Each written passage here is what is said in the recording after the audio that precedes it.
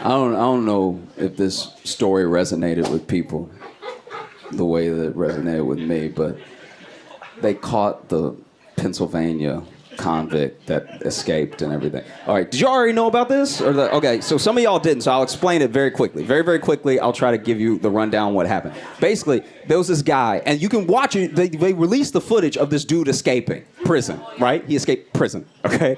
So then this dude walks up. I should also mention, when I saw the escape, I was rooting for him to be like a burglar or you know what I mean? Like something that you could bank rob or something you could really get in the story. Turns out he's a murderer. So I was like, please find him immediately. Please, please, please. He is killed. He is a killer, all right? And the worst part about him being a killer is he little. So he is a little killer, and that is the scariest type of killer. Bro, you are big. If you stood up to kill me, I'd be like, that makes sense. I'm getting killed by a man right now. You know what I mean? Like if a big man goes to kill, that looks like what he want to do anyway. Like if you a big dude and you kill, that all makes sense. But if you a little killer, if you just walking, I'm like that's. Cause I don't know who he killed, what he did, but all I know is he a killer and he little, so it must felt like Chucky coming at you when he was coming. Doesn't even feel like he take regular steps. He feel like they do that wind-up toy shit, you know what I'm talking about? Where you're like, murder, you know what I mean? And so I was freaked out by that. Once they told me he was a killer, I was like, please catch him quick. So this is what he did. So basically, he walks up to two pillars that are in the prison, right? And he put his hand on one pillar. And he put his foot on the other pillar. And then this motherfucker moonwalked up until he got to the roof. I've only seen Jackie Chan do that in Rumble in the Bronx and Looney Tunes. Those are the only two that I've seen moonwalk up two pillars like that. And he did it like it was nothing. And then he jumped off the side of the building, was on the roof, jumped over that wire, jumped off the building, and then ran into the bushes and stuff. And they couldn't find him because he little, okay? And this is the worst part. Okay, so he's so little that they locked down everybody. They made everyone in a wide radius stay inside. They were like, it was where? It was in my parents' backyard. He was in your parents' backyard?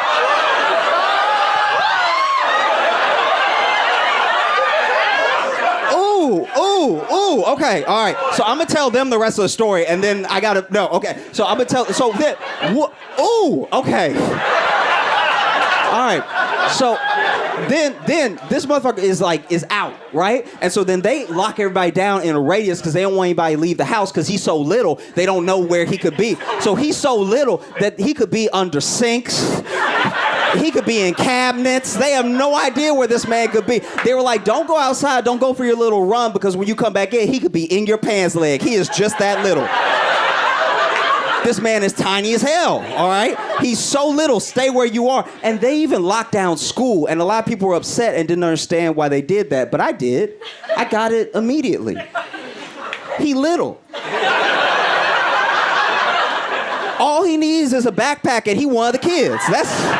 Now he's even harder to find. Is he under a sink? Is he in home economics class? Like, where is it? So then, all right. So then this is as far as I know and what I saw, but I'm going to get a little bit more confirmation in a second. So then the way that they found him was also hilarious, because then they found him, right? And they were using this like infrared to track where he could be because they knew he was in the woods. And him being in the woods makes the story even funnier. I'm not going to lie. Because him being in the woods like a Keebler elf, just like a little murdery, like, you know what I mean? So then they get the infrared. Then they find a pattern that they think is him. Then they release the like manhunt dogs, right? And so I'm not a cop. I don't really know what goes into it, but from what I've heard, this might be bad information. I'm just telling you what I heard, all right? The manhunt dogs aren't like the drug dogs. These dogs only get to go out to do manhunt stuff. So if they not on manhunt, they bored, right? So then they release these dogs. These dogs could not be happier. These dogs were out like, yes! The dogs were, you can see it on dogs' face, this is what we play for! This was the Super Bowl for those dogs, right? They were like, yeah! And so then the dog, one of the dogs caught him, right? And they caught him. Like the dog got him, but got him. Like got him on the head. And the dog biting his whole head is just a testament to how little he is. Like, I'm surprised the dog didn't swallow him. Like, your whole head fit in the dog's mouth like a lion circus act? That's insane. He was in your parents' backyard. So, okay, and for a little while? Or, like, how long was he in? And when he was in the backyard, was he just in between two blades of grass? Like, how did y'all not? Ran through, and, like, cops let them know the next day, but it was, like, at night. Oh, so he ran through your parents' backyard, and then the cops came to your parents the next day, and they were like, listen, he little and he was here. Which is not reassuring at all. It's like for a cop to come to your house and be like, this little motherfucker was here. And we still don't know where he is. He could still be here, all right? Check your collar. Check behind your ear. Is he there? This was the littlest manhunt we've ever been on. It was like they were looking for Stuart Little. It was crazy. In your parents' back, and were your parents, like, freaked out by that? Oh, they weren't freaked out? They were like, we locked our doors, so it was fine. Your parents are like, we locked our doors, so it's all good. We closed the windows, it's fine. Was your dad acting, like, tough about it? Absolutely not. Oh, your dad? Okay. I thought maybe your dad would be like, I'm gonna step on that little motherfucker when I see him. Like, no, wow. Ooh. Oh, almost feels weird to change the subject now, but I'm gonna try.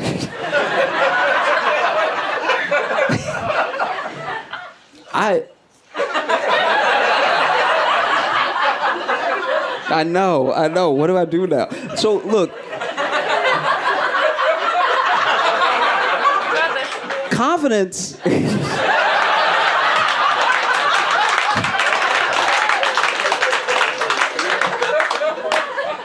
Confidence is not a meritocracy. One of the things that hurts men in their lives more than anything is not having confidence. And some men have so much confidence, and it's like completely unearned. You're like, where did it come from? Did it fall out of the sky and hit them? Was it like an asteroid? Where did they get this confidence? I'll give you an example. This happened last night, right? I was on a walk, right? I had just got some ice cream, a little sorbet, okay? I'm on my walk, I'm enjoying my strawberry sorbet, and I see next to me two beautiful, like truly, truly beautiful women, right? And we're all about to cross the street. And then as I was looking over at them, past them, I saw one of the raggiest dudes I've ever seen in my entire life, right? And he was on a bike, but it looked like a city bike, but it looked like it used to be a city bike. You know what I mean? You know, like when a city bike really been through it to where even city bike is like, you can keep this one. We don't even like it looked decommissioned. Like it's like it wasn't even blue anymore. It was just busted looking. And he on the bike, right? And so then it wasn't. I mean, maybe it wasn't even a city bike because it had a chain on. Anyway. So he's riding the bike, okay? And he rides up to where the three of us are standing, and he immediately shoots his shot with these two women. I've never had broke bike shooting my shot confidence. And two women who look done up. Like, they look like they just got, like, it must be one of their birthdays or something. They look incredible. And he rolled up, and he did the thing where he tried to slow down, and he wanted to swerve on him. You could tell he wanted to swerve, but he couldn't get the handlebars of the right position. So, you know, he wanted to be like he wanted to, like, you know what I mean? He wanted to, like, flip on him. But instead, he was just like, how y'all doing, ladies? How y'all doing? And so all three of us turned. And I don't know why I turned. Like, but all three of us turned. Like, and then he just proceeded to lay it on thick. He's like, how you doing? You know, y'all looking good tonight? And it's like, it was one of those things where I was like, where is it coming from? But then I thought to myself, I'm like, the place that misplaced confidence really comes from is it's a numbers game. Every man knows that it's a numbers game. And you have to remove your emotions from it because he knows in his head, if they say no to him, that literally just makes sense. So we can only go up from here. You wonder why raggedy dudes try it on with you? It's because they know you should say no. On the off chance you having a bad night, your confidence fucked up, you don't really have hope and you say yes, that's my night. And so they at first they were going to ignore him, but then they saw that the light wasn't turning because we still had 20 seconds on this other one. So we knew it was going to be 20 seconds. So he's like, how y'all doing? Everything good? You want to hang out? What y'all doing later and everything? And then they were like, oh, no, we're good. Thank you so much and everything. And then he was like, all right, I mean, you missing out when you're not hanging out with Leroy. He said his name in the third person. Like, that, the confidence. Anyway, so then he's like, you're missing out if you're not out with Leroy. And then he went to like start up again, and you could tell you want to do the like when you're on a bike and you try to really get one going so you get high on it so you can really come down. So he tried to get high on it, and right then the chain broke, and so the chain broke on the bike, and then he just, without saying a word, just sort of got off the bike and started walking the bike away. He was like, all right, y'all missing out, but all right.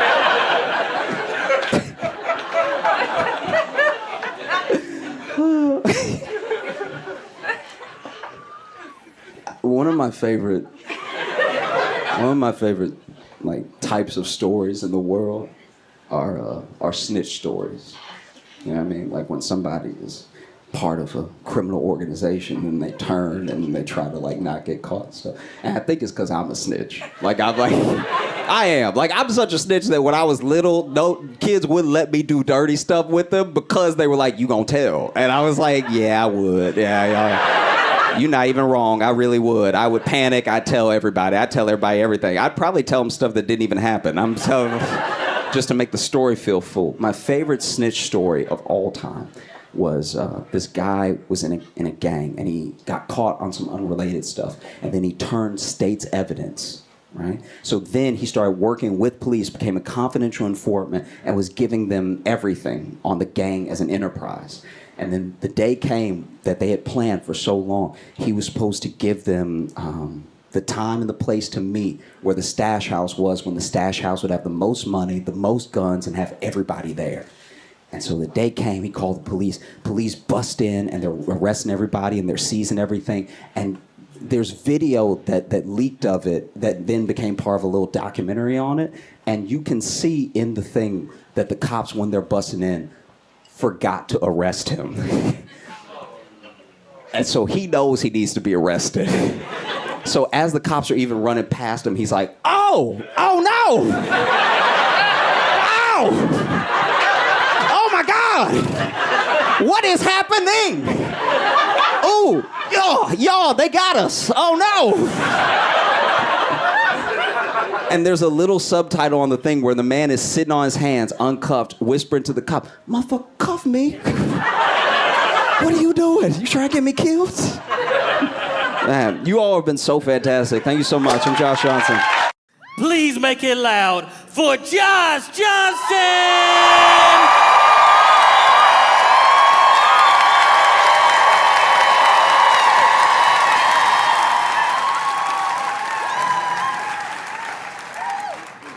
I love being in Seattle. It's dope here, you know. Feels like if Brooklyn had mountains. Yeah, it's just a more relaxed, seemingly relaxed pace of life here than I'm used to. Because even y'all's, I'm not critiquing, I'm just noticing. Even y'all's crime is at a slower pace. Yeah, I mean, like y'all still got crime and everything, but when it happens, it's like, everybody's like, oh yeah, that is illegal.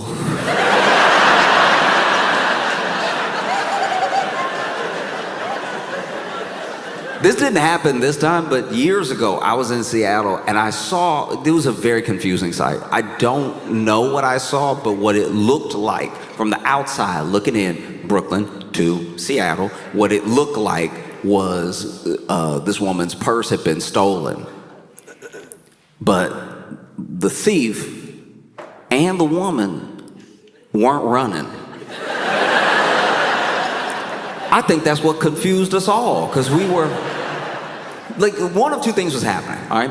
Either a couple had an argument the man walked away, forgetting he had been holding his girlfriend's purse. So he walking off in a huff, and then she following him because maybe she knows whatever she said went a little too far this time. Or a man with very little commitment to his craft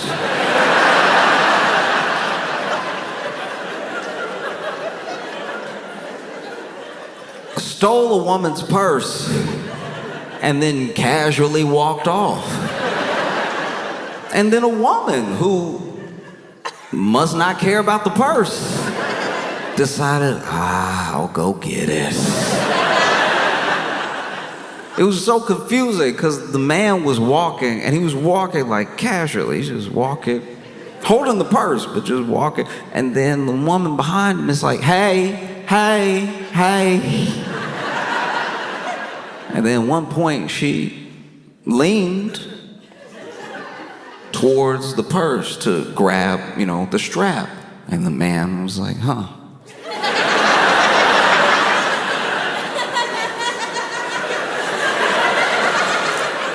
That's when I had to reassess the whole situation. Because what if it was not this woman's purse? What if this woman is the lazy thief? What if this man is just trying to have a day out with his purse, and this woman who likes the purse is like, I would like to have that, and I don't plan on paying or running. And they just continue like that down the street. Hey.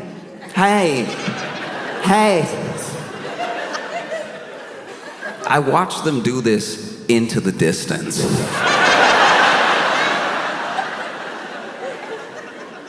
I didn't want to get involved because you ever get involved in an argument and you pick the wrong side, and now you don't know where you stand. You see two people arguing and everything. It's like you try to step in, try to be not necessarily a hero, but just a good Samaritan. Hey, what's the problem here, right? And then you feel like at the end of this thing you should have just left it alone. One time, I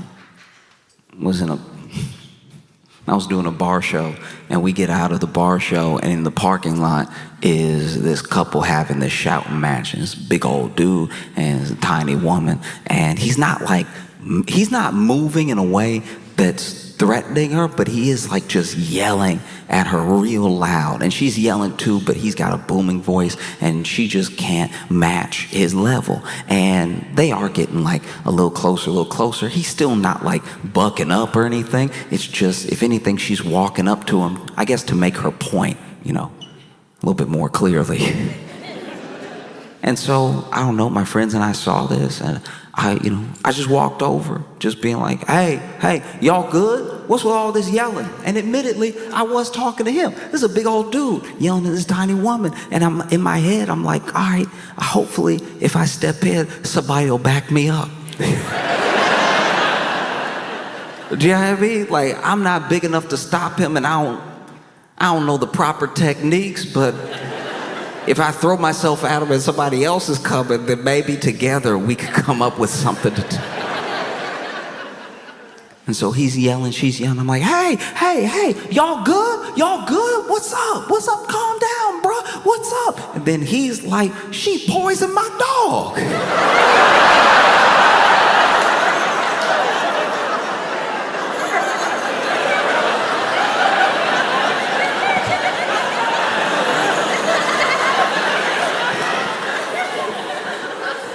Because I had everybody looking at me from when I said, I'm going to go say something. And then they heard that part, and then I'm like, I wish I was over there with y'all, because y'all were in the minding your business section.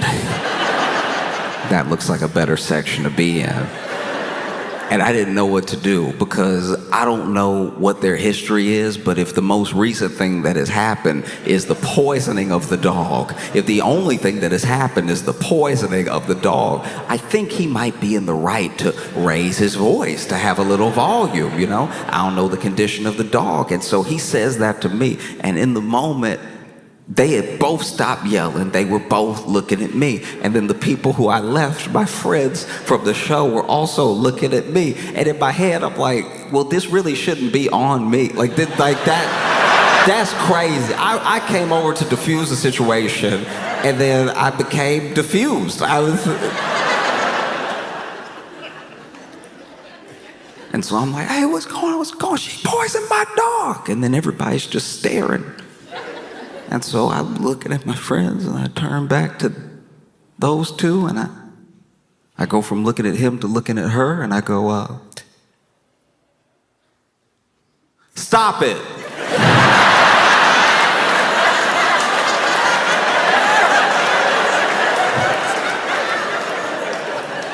Nah, I hate picking the wrong side. Yeah, it sucks. I've been watching the news, and I can't help but be taken aback what's going on between people and the companies that these people buy from. You know, Target,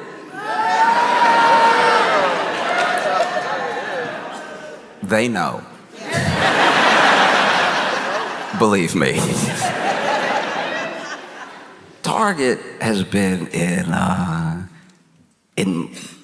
more than hot water. They have been boycotted this year because Target, they're an interesting case because they took it upon themselves to try to be, or at least seem, super inclusive of everyone. Now, these companies aren't people. They're trying to make money, and the hope there is that everyone will want to spend their money here if we look like we're for everybody. That's the idea that goes into it. And a lot of people would say that that's just good business. You want to appeal to as many people as possible, so as many people as possible buy your product or products, right? And so they did that. They took it upon themselves to be the place where it's like, look, Target, you can come here, you can get anything. It doesn't matter who you are. We'll make up products just for you. All right? When your month comes around, we're going to make products. We're going to make products that nobody ever made before because nobody asked for. We are going to blow your mind with our products just for you. And they did every year. They managed to blow my mind by making a product that, as a black person, I never knew I didn't want to see.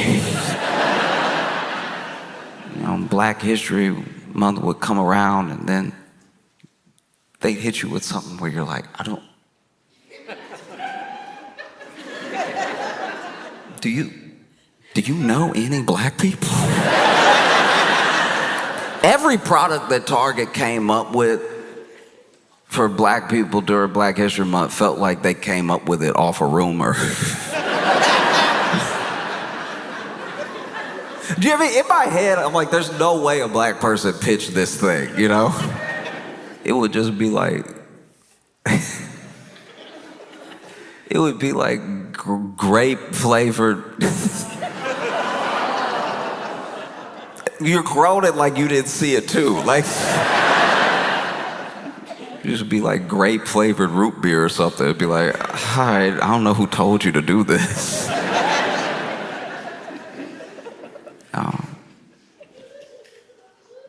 They would come out with stuff that made you go, okay, well, even if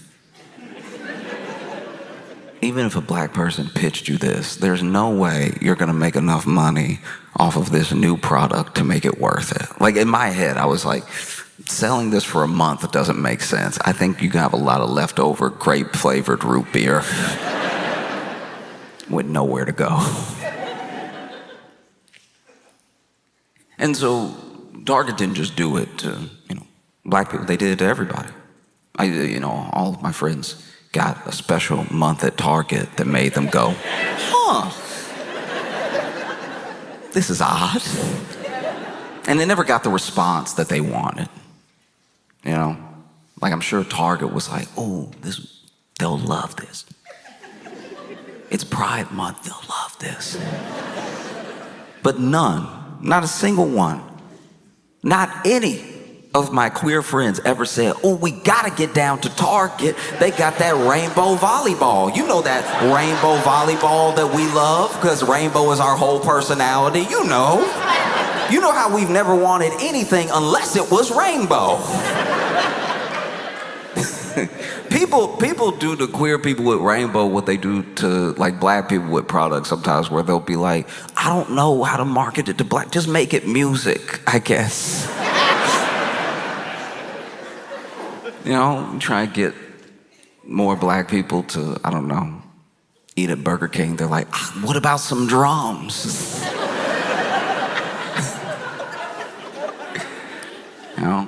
And so that's one of the things, is that Target in their efforts would sometimes still get into like these mini scandals off of people being like, what's the plan here? Some people would be offended sometimes. And then, you know, there's obviously the thing online where people would get mad at the people getting offended. They're offended, the people are offended. And then they take up for Target, kind of, but then they don't even want the product. It's not like they want the product. And so they're taking up for Target because they're like, hey, we like grape flavored root beer over here, right? That never happened. It was always someone like, they made it for you, why are you so offended, right? And then taking up for Target as if they want a rainbow volleyball. Very weird. It's like a very weird investment to get into like a product that nobody is buying. And then Target would try to like sidestep. They try to come up with something else. It would be worse. It'd be so much worse. Next year they're like, we're gonna do right by everybody. This product is gonna kill them. All right, they're gonna love it. Watermelon paper plates.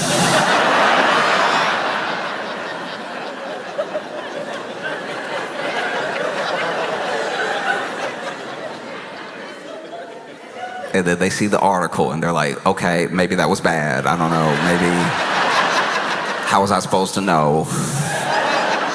It's not like any black people are like in the C-suite, so. You know, there was one too that cracked me up. This one genuinely is very funny to me. Like none of them really offended me, but I really couldn't get offended at this one because it was so funny. So basically, Black History Month came around and they had made a bunch of like prominent black leaders, these magnets with a bunch of prominent black leaders on them, and all of the magnets were like labeled to the wrong person. Like it was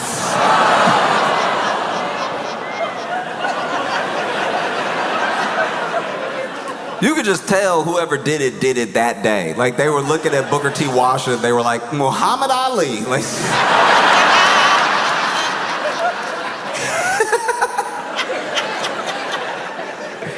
I just don't know who that product's for. Like personally, I just don't know. Yeah, I don't know who was like, oh, life is good. It's almost perfect. But you know what I don't have? Martin Luther King on my fridge.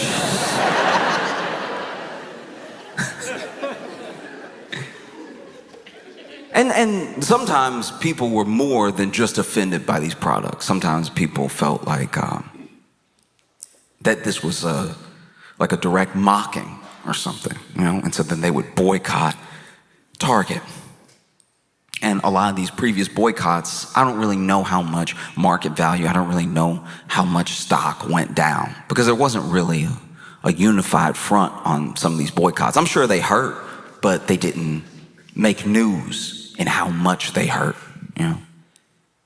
And then in 2020, in the wake of George Floyd's murder, right?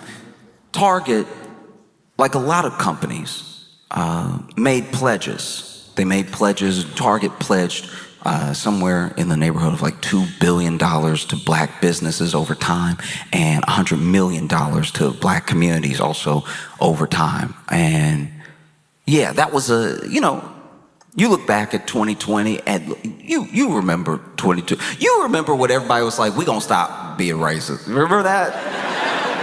Remember in 2020, I mean, we were all in our rooms. Everybody was like, who would I even be racist to? They're not here. You know how hard it is to be racist when they not even here. We're gonna stop it. We're all gonna stop it. Companies pledge to stop it. People pledge to stop it. Everything.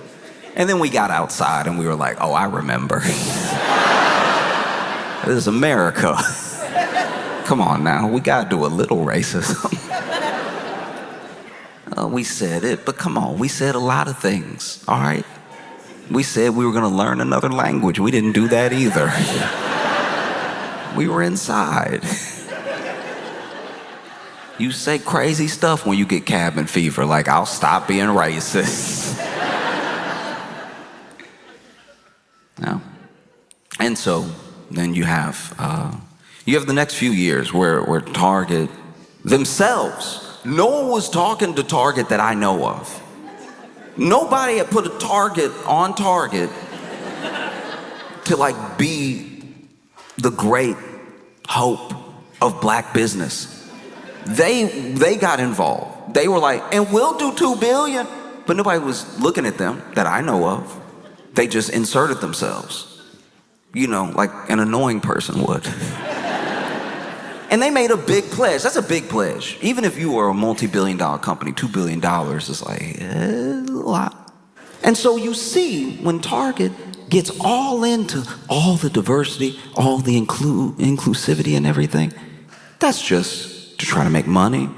I hope we can all understand that. And not just because they betrayed the things that they said that they cared about like 5 years ago.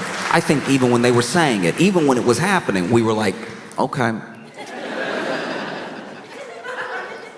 I mean, I look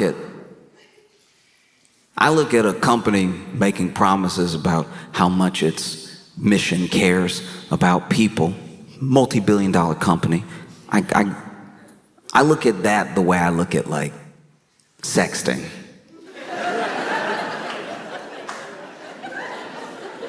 If you've ever been sexted before, depending on who it is, you've read the message and you've said to yourself, the thing I say to myself when I read the mission statement of $1 billion company,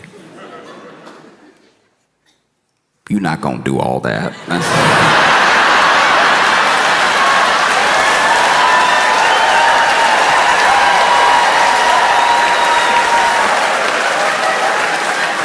No, that's a lie. That's a lie.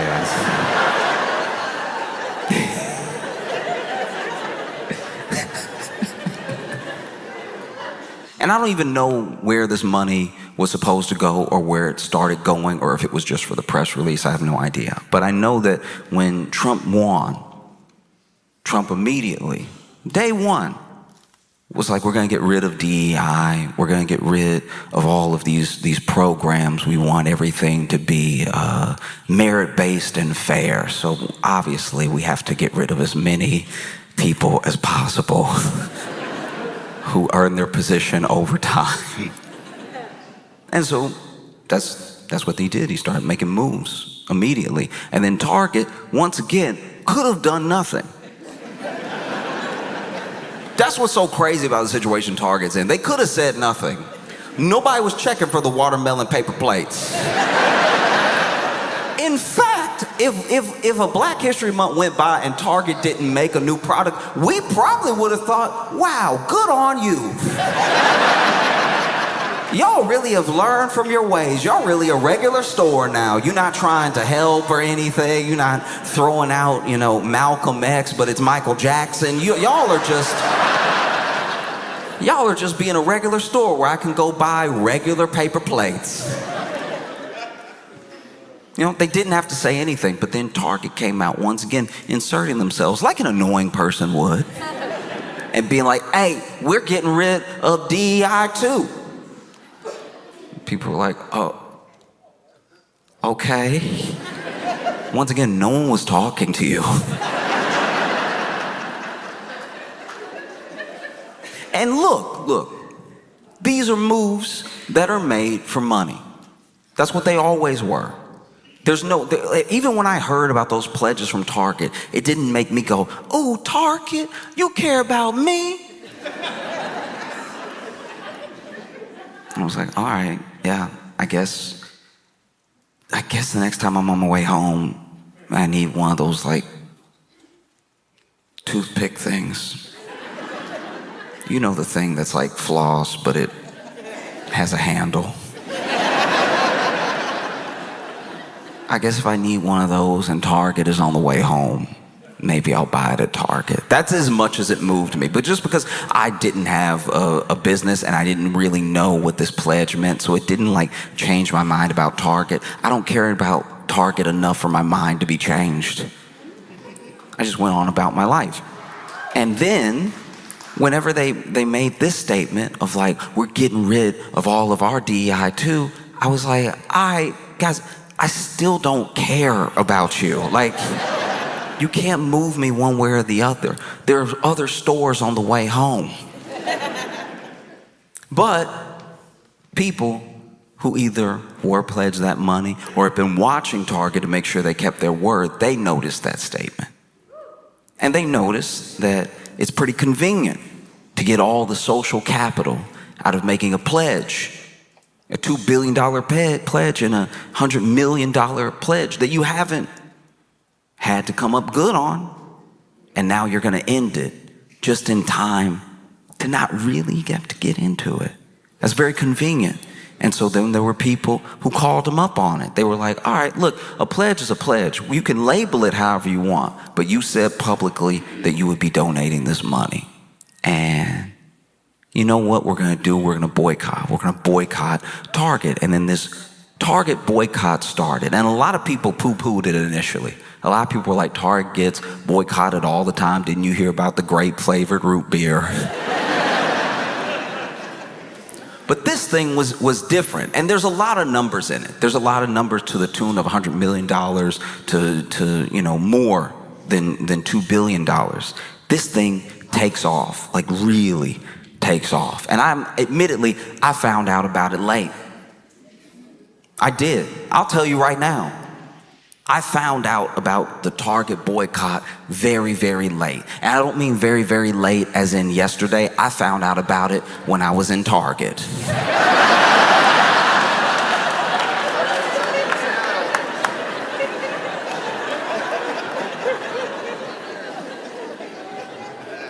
I was in Target. And then there was somebody also in Target leaned over to me and was like, hey, we don't shop here right now.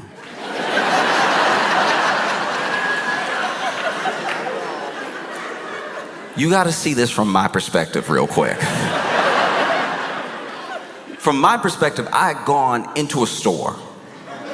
Into a store. I'm not thinking about his Target. I went into a store to get what I needed to get. And then while shopping, I was approached by someone who was like, we don't shop here right now. You know how perplexing that is? So many things were going through my head at one time. Because the first thing is like, we don't shop here right now. In my head, I'm like, all right, do you work at like Walmart or something? Like, do you... What's your deal, right? Then I had another thought. I was like, okay, all right. We don't shop here right now. But you're in here. I said, but you're in here. And they were like, I'm in here to let people know we don't shop here right now. And I was like, oh, interesting. And effective, like I wasn't aware. It's just so funny to have somebody in the store to let people know we don't shop at the store. It just feels like the most, it's just the most like, what's it called? It's the most civility I've seen in what must feel like to the store, robbing the store. Because I put down, like in my hand, I had the toothpick with the handle, and I was like, oh, I already had it in my hand, but I guess I can put it back. And then I walked out, and that's money that they didn't make. It's like that thing is effective. And so I didn't buy the toothpick thing. I left, right? And in my head, I left, but I was also like, all right, that thing was like $6, so I guess they didn't get my $6, but hopefully they really needed it. Hopefully that $6. I love when a company who's done something bad need the money bad. Like, you know, like when somebody needs the money bad, they're like, hey, look, brother, look. If you can hold me over with this $8. And so, you know, I left. I went to CVS. To my knowledge, they hadn't done anything, so felt like a safe place to get the toothpicks. I've had something in between my teeth the entire day, so I need it desperately. Even when the man was telling me we don't shop here right now, he was like, ooh, you got...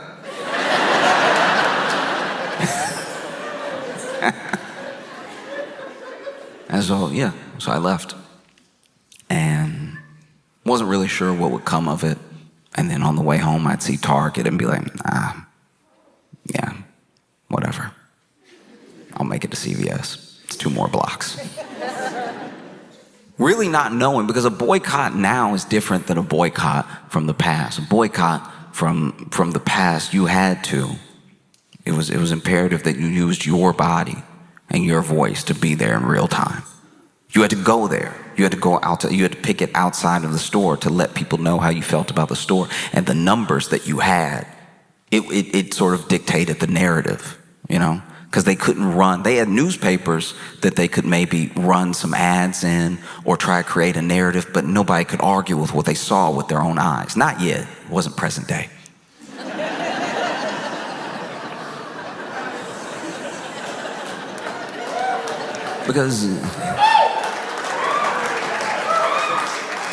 Because now, if you want to boycott, you have options. You have options you never had in the past. You can be there with your voice, with your body, right? Or you could be online organizing a different picket line, organizing a different room full of people in agreement with you, outrage at this company, you think they've done something wrong. And it doesn't even have to be a worthy cause. Truly, that's what's crazy about it. It's like, it's the same as it's always been, but there's just different avenues to do those same things. So now you have the benefit.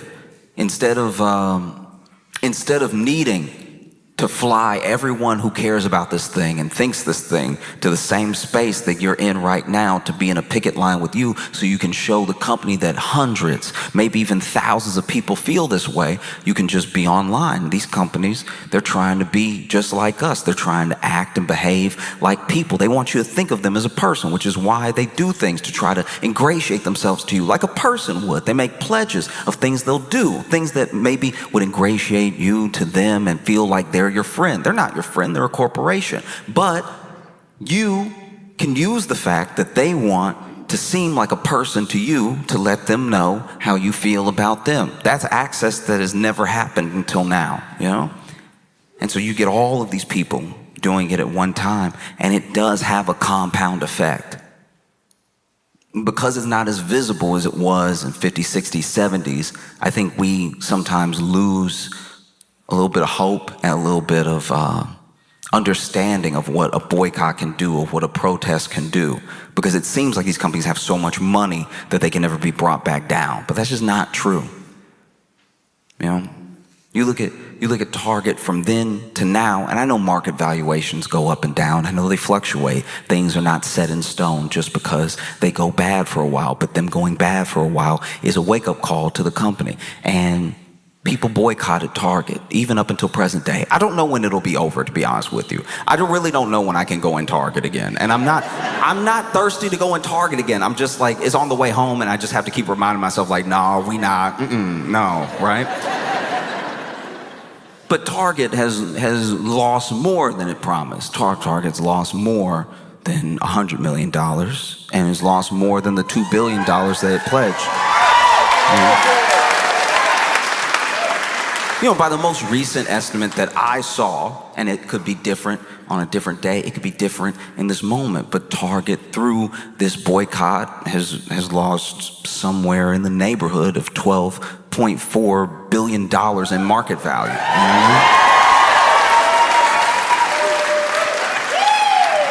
And it's because of people boycotting. I think a boycott is also difficult to wrap your head around sometimes because it's not doing something.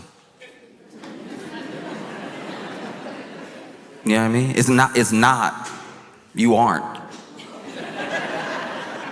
It's not like like when you go and protest, you went and you protested, and now your throat is sore, your feet tired. But a boycott is like, don't. Like y'all are doing it right now. Like y'all are boycotting Target right now. You just don't go. Because I'm like chronically online, sometimes people get upset about stuff, and I don't get it because it's not my thing to be upset about. Like it's not, maybe it's not my culture, or I don't have the connection to it that other people have. So, you know, I don't necessarily take all outrage seriously, but when people are upset, I try to hear them out to a point. Doesn't mean I'm gonna agree, but I'm like, let's see why this is such a big deal. And I didn't know about the attack on culture that's been happening this week. I didn't realize how bad things are out here. I didn't know. Admittedly, I didn't know. I looked into it as soon as I did. I had no idea the impact of changing the Cracker Barrel logo. I didn't know what this would do to people. Now, if you're sitting there wondering, what is Cracker Barrel? If you were sitting there wondering, what is Cracker Barrel? You've lived a good life.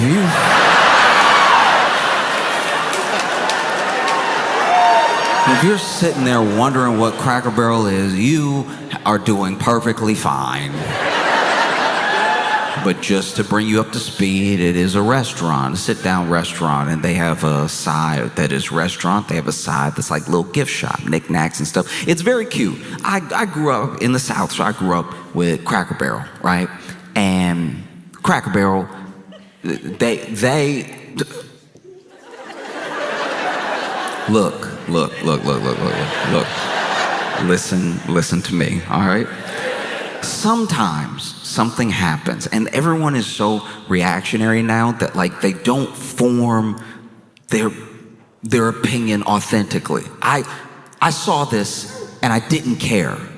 And when you don't care, you're able to be at least a little bit closer to objective, right?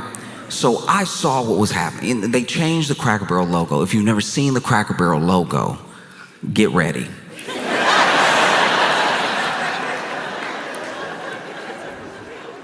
As far as logos go, it does the job.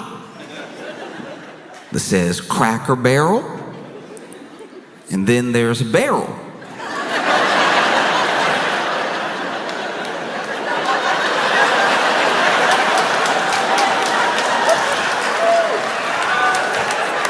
And then there's a guy next to the barrel, right? And the guy next to the barrel posted up. The guy next to the barrel is out here feeling himself. He's over here like...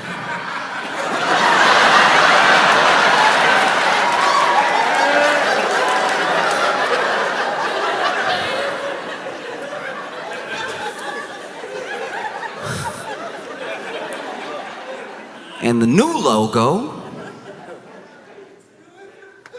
says Cracker Barrel with really nothing else. With really like just two ovals around it. It is objectively worse. I understand that the people upset are making it about something that I at least don't think it's about, right? Because there were people that saw them get rid of the guy and the barrel. And then they were like, this?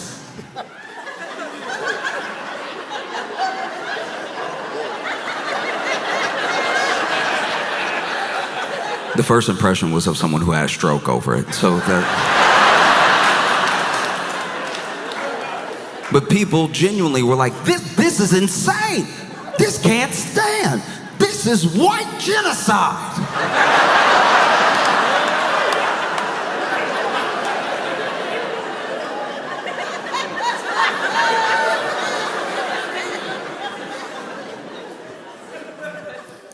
Listen to me. I'm no expert, and I could be wrong. I'm wrong all the time.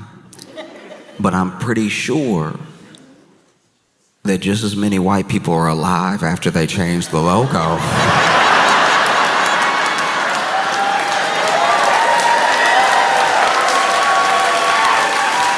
as there were before the logo change. And any people who have sadly passed was incidental. I don't think it had anything to do with the Cracker Barrel logo change specifically. And look, I don't know who this dude was to the, like, I don't know if somebody just drew him or if that's like the founder. I don't know, because admittedly I didn't care enough to get into it.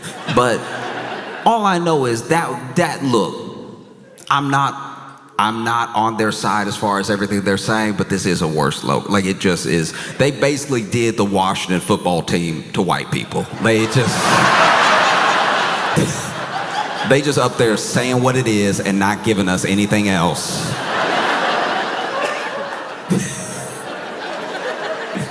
Nah, it's rough. It really, that's bad. Especially with that guy, that was, I don't know.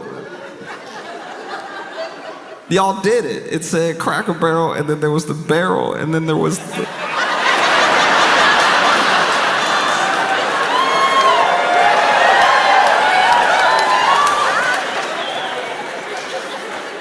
the guy. Y'all being rude, not me.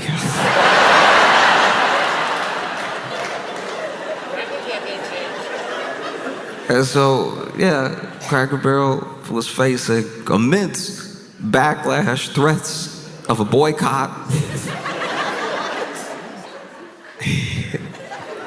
They done with Cracker Barrel over here. And admittedly, look, if we're talking business for a second, just business, it is kind of wild that the CEO said something to the effect, this is what I've read, the CEO said something to the effect of, MAGA doesn't have to eat here, we'll respect their decision not to, right? So they got directly called out. They got directly called out by this CEO. I don't even know what prompted it. I don't know what the question was that led to that answer. But I will say, look, we talking business, from business. Remember, business. I'm gonna throw it out there, and I could be wrong. I love being wrong. I could be wrong, but I do think they were the only ones eating there. So, like...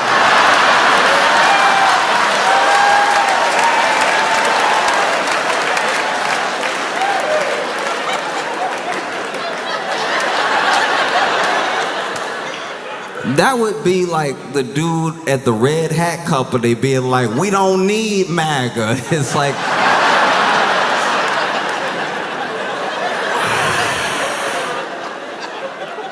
Unless there's a new baseball team, I think you might.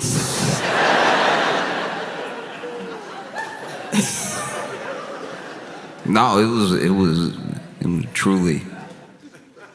was truly wild. And now MAGA's had a insane backlash. Look, I don't know what's bots and what's actually people upset. All I know is I've seen a lot of tweets. A lot of tweets being like, I can't believe, look at these. You know what's funny too? It's like sometimes people get mad at you and they start describing you in their anger. And it doesn't sound as bad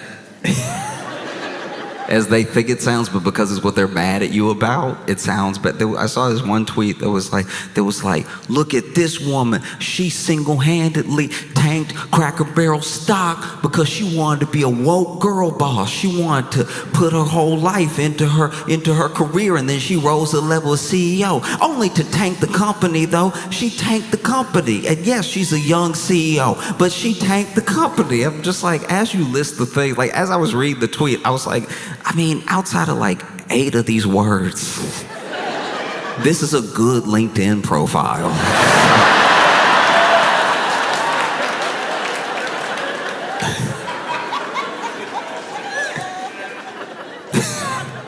That's why it almost felt like a bot, because it was like complimentary and angry at the same time. You know what I mean? Like, after her departure from this company, she came to Cracker Barrel, where she quickly rose through the ranks, only to tank the company, but quickly rose through the ranks. Okay. And like, that's the other thing that's frustrating about being online right now, is like, because so many people are not clear with the joke they're trying to make, I don't know what is a joke as far as like the remodel and redesign of Cracker Barrel, because that's also what's happening. They changed the logo, but changing the logo is what companies do when they're just floating something. They're just throwing the idea out there to sort of test the market reaction. Maybe they've already actually changed the logo, but it's very easy for a company to tweet out from the company account, what do y'all think about this logo? And do your market research that way. It's simple enough. But they said that not only were they changing the logo, they were going to remodel and redesign 500 locations, is at least what I read. And I saw a picture of the redesign.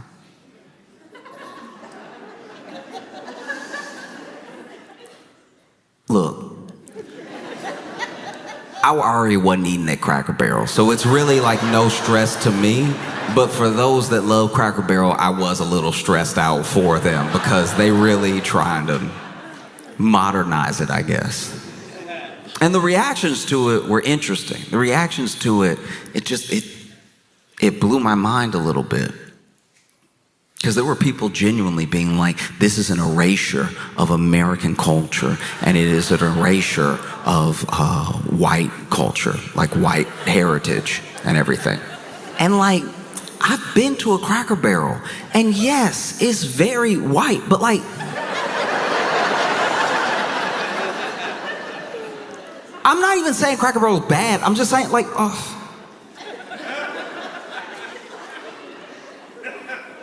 I'm trying to like figure out how to word this. Like, it's like, if you want to just talk about like white culture, like if you concerned with like white heritage, it's just Cracker Barrel should be so low on that you know what I mean? I've grown up around white people. I've known white people my whole life, and very few have ever mentioned Cracker Barrel when it wasn't at the next exit. Like, I didn't know it meant this much to white people. That's ignorant of me. I am sorry to be walking around in America, of all places, not knowing how important this was to your heritage and culture. I don't know. I'm not gonna speak for anybody, but I feel like even white people read that and were like, me?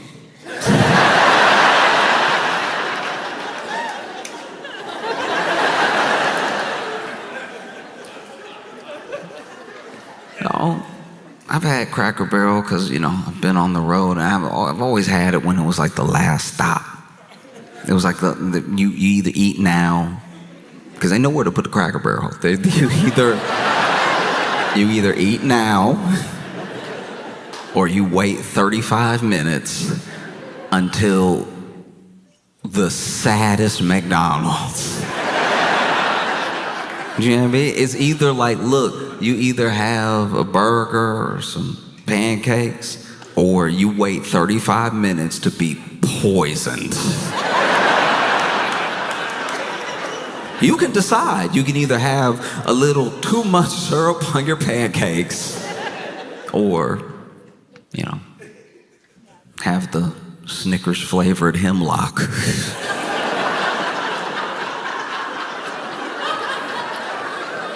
It just makes me mad. They're not even trying to be food anymore. They're like, no, we put the fryer is in the floor now. Like we just. It doesn't change. It does not change. I have a friend he's sweet. He's a good person. He's a very good person. But he is like gross. That's just a fact. I'm not being mean. I've told him to his face. And he has before, eaten in his car to the point of not knowing that he had like a wrapper in his car and to the point of like maybe not finishing his meal in the car, going inside, and to the point of having an old burger in his car for quite a while. And a McDonald's burger, to be fair, not just picking on McDonald's here, any burger left out for long, for days, for road trips will smell. My problem is a McDonald's burger left in your car for a month. Stop smelling.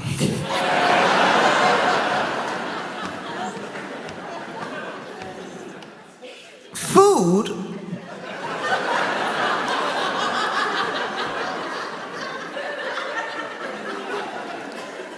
is supposed to go through a process.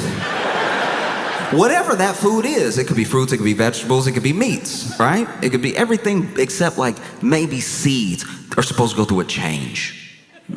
They get to a point where they're growing, they get to a point where they're ripe. Even if it's meat, you get to a point where the animal is killed, the animal is prepared, and then the meat is there to be eaten. Even with processed food, the process is usually to extend the shelf life of the food, but there's still a time to eat it and a time to not. And the fact that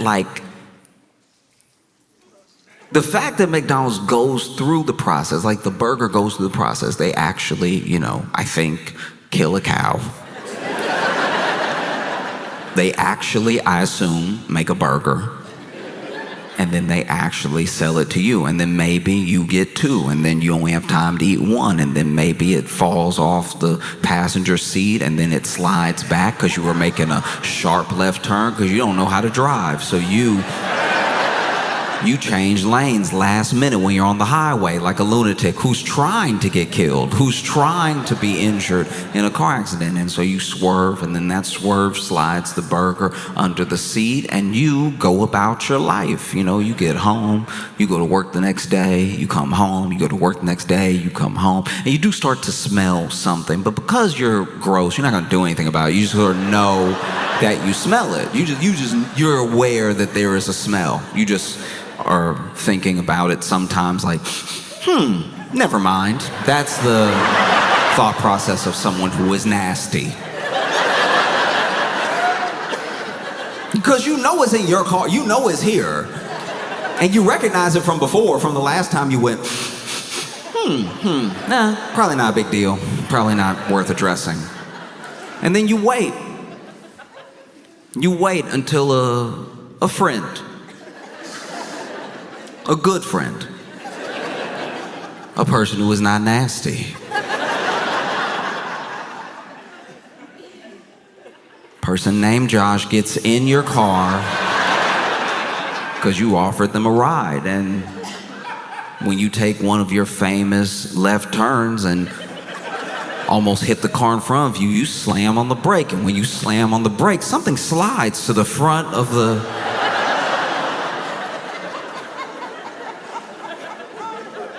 Something hits poor Josh's foot.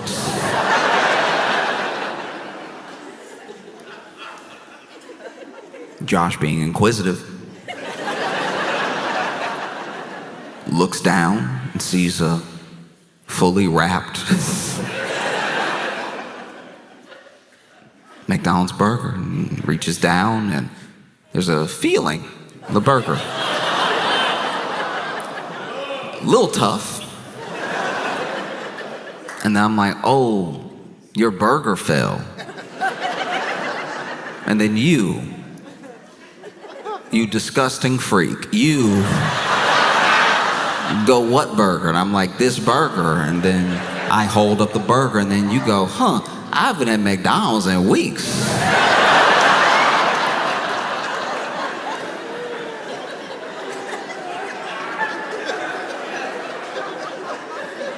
And then Josh goes, oh.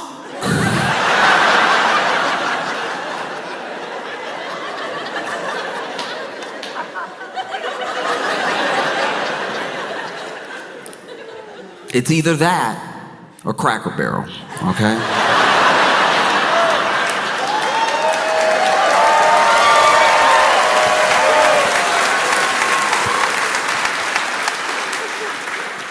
And look, a part of me understands where people are coming from. A part of me understands that some people hate change. Some people love the nostalgia of going to Cracker Barrel. Some people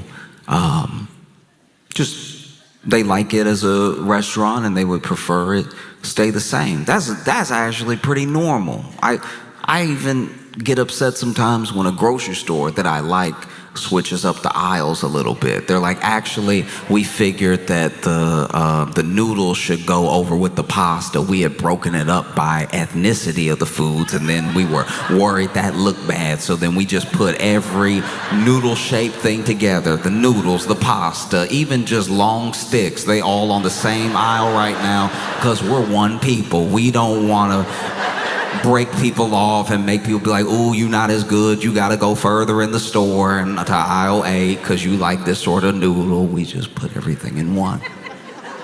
Even then, even when that's their reason, I'm like, ugh, why'd you have to change it? I knew where it was. Now I gotta be in here longer. And so I get people who are like, I just don't like it. I don't get people who are like, this is the worst thing that's ever happened to me. That always ends up, I don't know, people always end up telling on themselves in that regard. If this is the worst thing that's ever happened to you, that a company you don't own changed their logo that you only looked at when you went. I don't know who loves Cracker Barrel enough to have the logo in a frame and kiss that picture every night before bed. I don't know what sort of Cracker Barrel freaks are out there.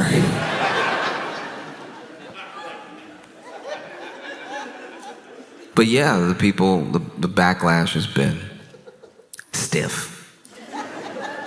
It was swift, it happened quickly. They announced this change, and then they lost, apparently, $100 million in market value.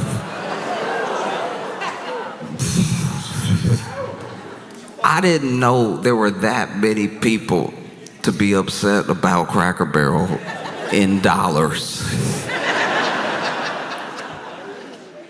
I don't know if Cracker Barrel could afford that. The knickknacks are only like $2, so.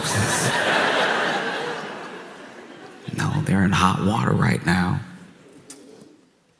You just never think of the word valuation when you think of Cracker Barrel. Do you know what I mean? Like if Cracker Barrel, if they had been talking about Cracker Barrel on like Wolf of Wall Street, it would have been because the main character was smoking crack out of a barrel. You know what I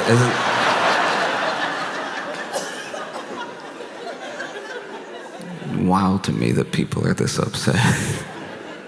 And I don't know, that's what I find interesting about like boycotts and protests sometimes, is that it just needs to be intentional to be effective, you know?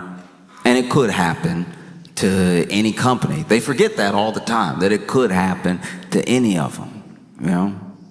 But it just doesn't happen often enough. You know, they've consolidated to a point, they've built up monopolies to a point where if you're gonna participate, you have to buy from one of them or some of them some of the time. And that's the situation we find ourselves in, you know? And then It's nice when you get a little glimmer of hope when people decide to, vote with their dollar and say, if this is how you feel about me, Target, then nah. Then no. And then, while you may not be Target's #1 customer, you may not be a Target head. Them not getting your $3.50, them not getting your $26.42, them not getting your $100, them not getting your $5, them not getting your $3, them not getting your $485 you're moving, them not getting all manner of money from you starts to equal up to about $100 million.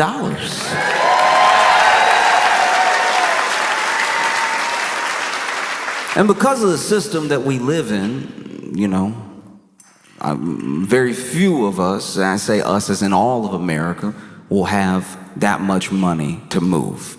That is a very minute part of the entire population that has that amount of money to move, but together we have that much money to move.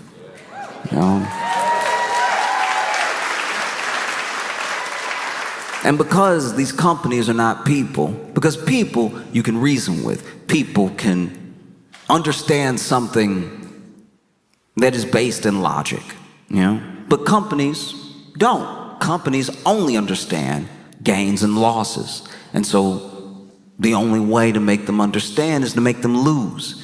And make them lose so much that it hurts, and it really hurts. And then maybe when it really hurts, they'll make a change, not because better people are there, not because they fired a CEO and then hired a better person as a CEO. I don't know that many CEOs, but I imagine at a certain point, they have a similar outlook on the company and a similar outlook on the employees. I think that because of the system that we've built, when it comes to corporations, you're gonna find very few compassionate CEOs or just incredibly reasonable people who wanna do what's best for the customer. That might be what they say, but what the company does is different. And so I think that inside of all of that, you make the company hurt until someone comes along and maybe their background is in accounting, maybe they're a sociologist, who knows, maybe they started in PR, but they know we have to reverse course or else the hurt will continue. And then you get what you want. You get what you boycotted for, what you protested for. These things are still possible, and it is simple, it is not easy, and it doesn't happen overnight. It takes a long time. We are at an advantage. We're at an advantage that the people in the 50s, 60s, and 70s weren't at, because we don't need to be there all the time with our body using our specific voice. We can organize online. We can organize in person as well. We can build community around a cause. And then we can exact that cause to the tune of $100 million, And then when that thing happens, maybe the next company will go, but you know what happened to Target.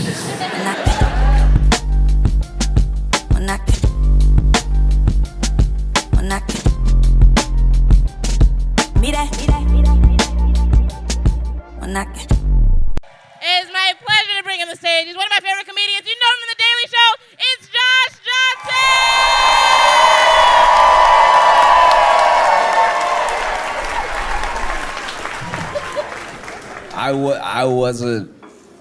I just finished. I had no idea the Diddy documentary would be episodes. Episodes. I knew a documentary was coming out. I thought it'd be like a documentary. You know, like when you see a documentary, it's a feature-length film, but it's a documentary. This is episodes. 50 Cent produced a documentary about Diddy that he's apparently been working on for a decade. And it has episodes. I've never hated someone for episodes. That's what every person I've ever hated, it's been a very short story. I'm just like, oh, we don't really get along, feel like they betrayed me, and that's about it. 50 Cent sat the world down for 4 episodes. This is crazy. 4 episodes. With some of the most, this is some of the best footage I've seen in a documentary because what they did, this is insane. This is fundamentally crazy, okay? The documentary starts with Diddy in a hotel room talking to his staff and his lawyers about what to do about this like incoming indictment, right? It's like 5 days before he gets arrested, right? And as I'm watching this, I'm like, that's curious because this is 50 Cent's documentary about Diddy, yet there's a camera in Diddy's hotel while he talks to his lawyers. He's talking to his lawyers about a strategy on what to do, like a game plan. How did 50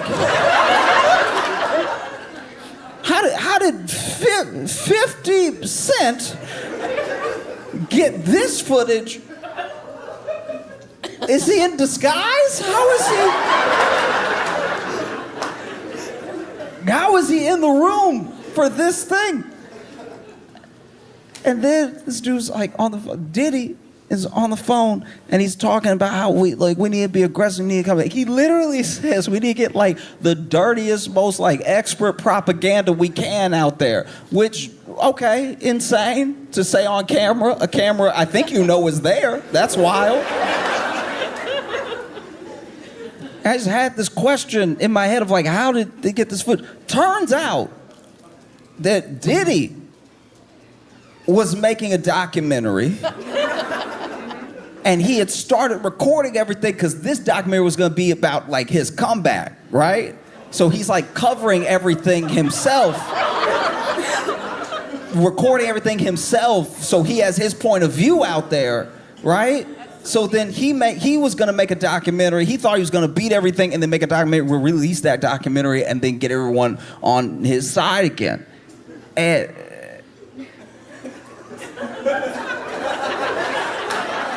And now you have to ask yourself, how did 50 come into the possession of Diddy's footage for Diddy's documentary about Diddy?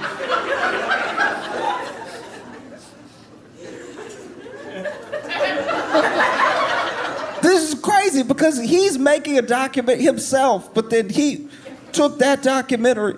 Apparently what happened was that Diddy did go to jail and then he couldn't pay the cameraman. So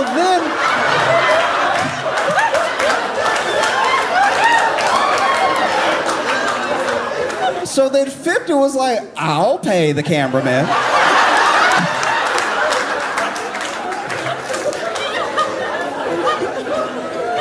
And Diddy is such a terrible person.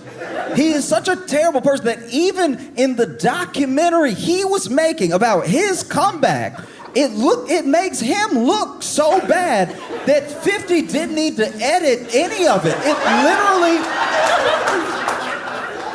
He already said on a camera he knew was there, we need to get the dirtiest, like, most filthy expert propaganda we can out there. That was for his documentary. And then 50 took it and he was like, this will do nicely. Yes. This is fantastic. Because I was sitting there, I was like, because also, the other thing happened. So he gets off the phone with his lawyers, gets off the phone with his team and everything. And then he stands up and he's looking out the window. And out the window, he's like, gotta be like 26th floor or something. He's like in like a high rise. And across on the roof of another building, another tall building, but on the roof of another building is just, Diddy is looking out the window to another building, and on top of that building is just the police.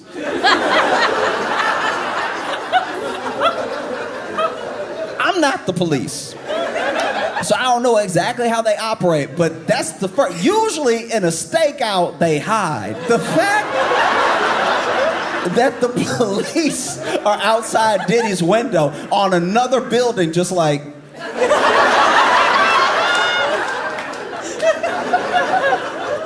This is crazy. Once again, this is his footage.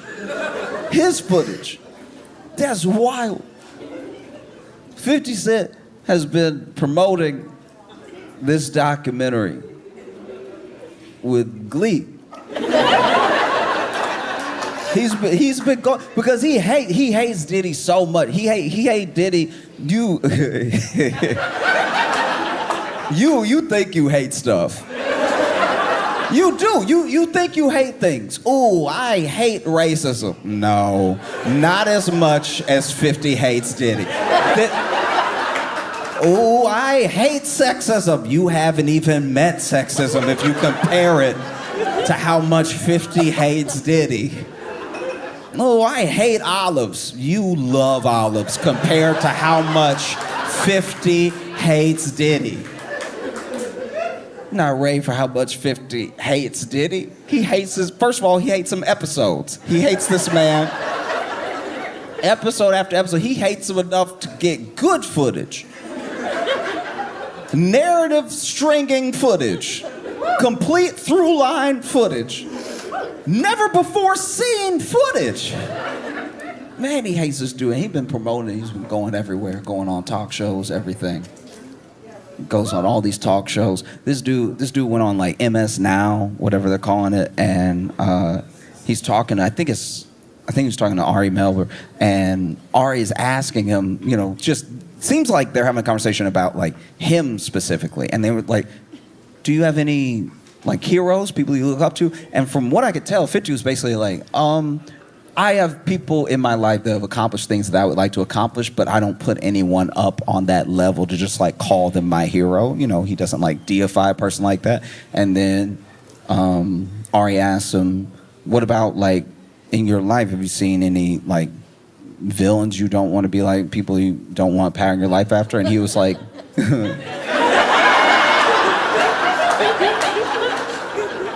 was like, Diddy. Because this dude has been making this documentary for a while, just quietly, in the shadows, just collecting, just making it happen. A decade of work going into a documentary. And now it's like he gets to show it off. This is his baby. And you know how new parents are. You know how this is the miracle of life happened through you. You made this person that you see, it's changed your whole perspective on the world. You see this person now that you can't anyone brings up, how have you been lately?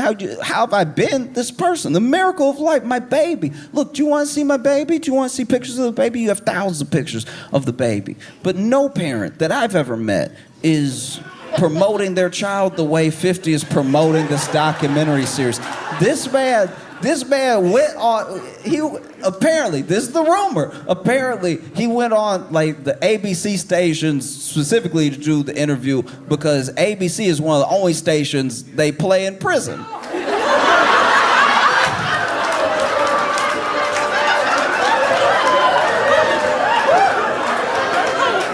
This is a biblical amount of hate.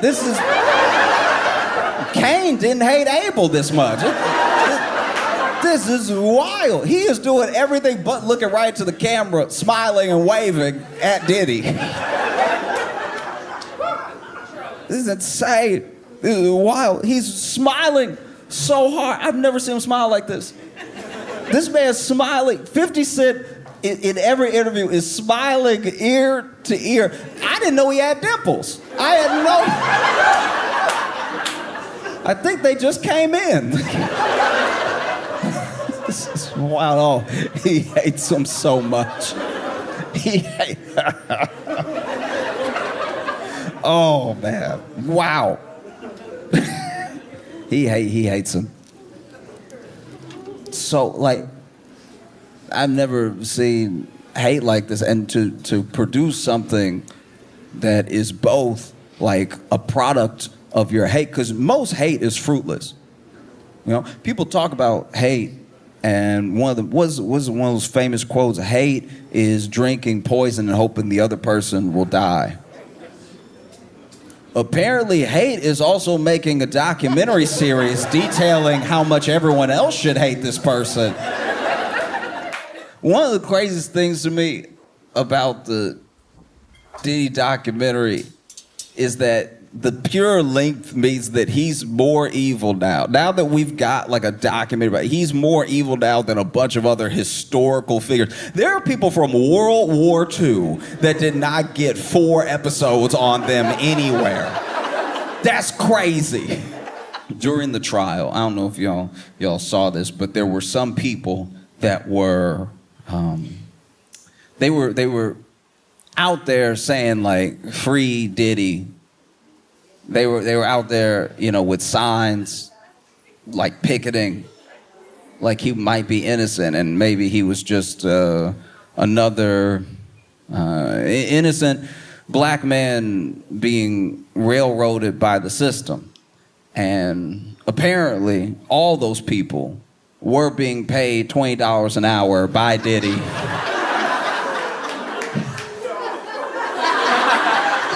Here's the thing. This is what's so funny about that to me, is that like,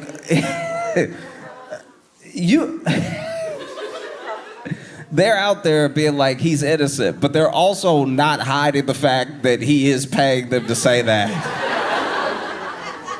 And not only is he paying $20 an hour to stand outside and be like, yo, free Diddy outside the courthouse, but even while paying $20 an hour, he was only able to get like 14 people. Do you know how guilty you have to be offering up money and then people just pass it by the street like, I think I'm good. Do you know how many people could use $20? People literally, get on the train asking for change in New York all the time. And even they were like, you know what?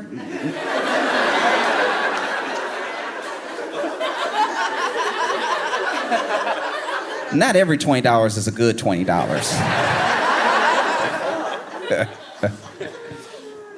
Oh, this documentary is insane because there's so much that we knew beforehand. There's so many things that we already knew where we were like, all right, this is, we've all seen it. A lot of baby oil, way more baby oil than anybody needs, right? Which I will say this, watching the documentary now, knowing what we know, editing-wise, they didn't need that many shots of baby oil. That does feel like 50 Cent was standing in the editing room like, no, and put some baby oil right there. No, they mentioned baby oil, so go ahead and throw to the baby oil. Okay. Oh, but you watch it and yeah, you already knew the things he was implicated in. You already saw, oh, okay, there's this shooting way back when, there's this assault of this other rapper, there's all these like whisperings, and then you watch the documentary, and I don't know how he did it. I don't know how 50 Cent did this. This man managed to get things we've never seen before. Do you know how hard it is to have never before seen footage of things from like 20, 25 years ago? Like, a good example is, in the documentary, they talk about how much Diddy may have had to do with the deaths of both Tupac and Biggie, right? Which is also insane that someone who can't rap at all may have deprived us of 2 of the greats. That's crazy. It's so disgusting. It would be like if Trump shot 2 of the presidents that were on Mount Rushmore. Like, it's...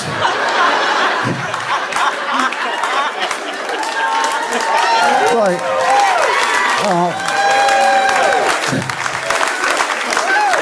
and then years later, we're just sitting here like, not Lincoln. How you gonna do that to George Washington? No, it's wild. And so in the documentary, there's like footage, never before seen footage of moments leading up to the deaths of both Biggie and Tupac. I can't describe how hard it is to come by things we didn't even know existed. Both of these were police investigations. The police investigated, not hard, the police investigated both the deaths of Biggie and Tupac And somehow 50 Cent found footage. I've never in my life hated somebody enough to find footage.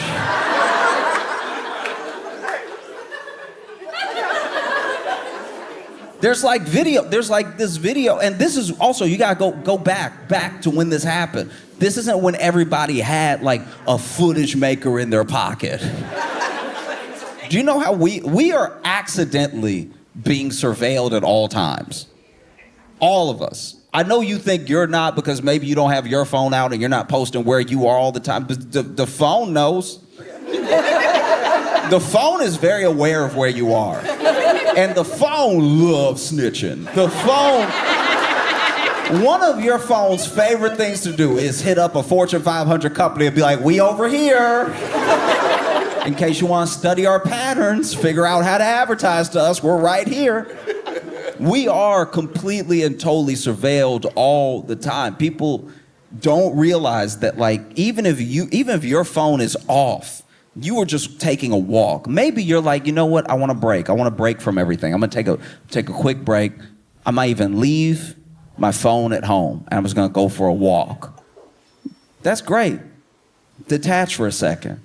The thing in your pocket is too much of your life, and too much access to you comes through that thing. Like, sometimes just for the sake of your mental well-being, it's important to take a break from it, right? And you assume when you take that break that the phone can't even snitch.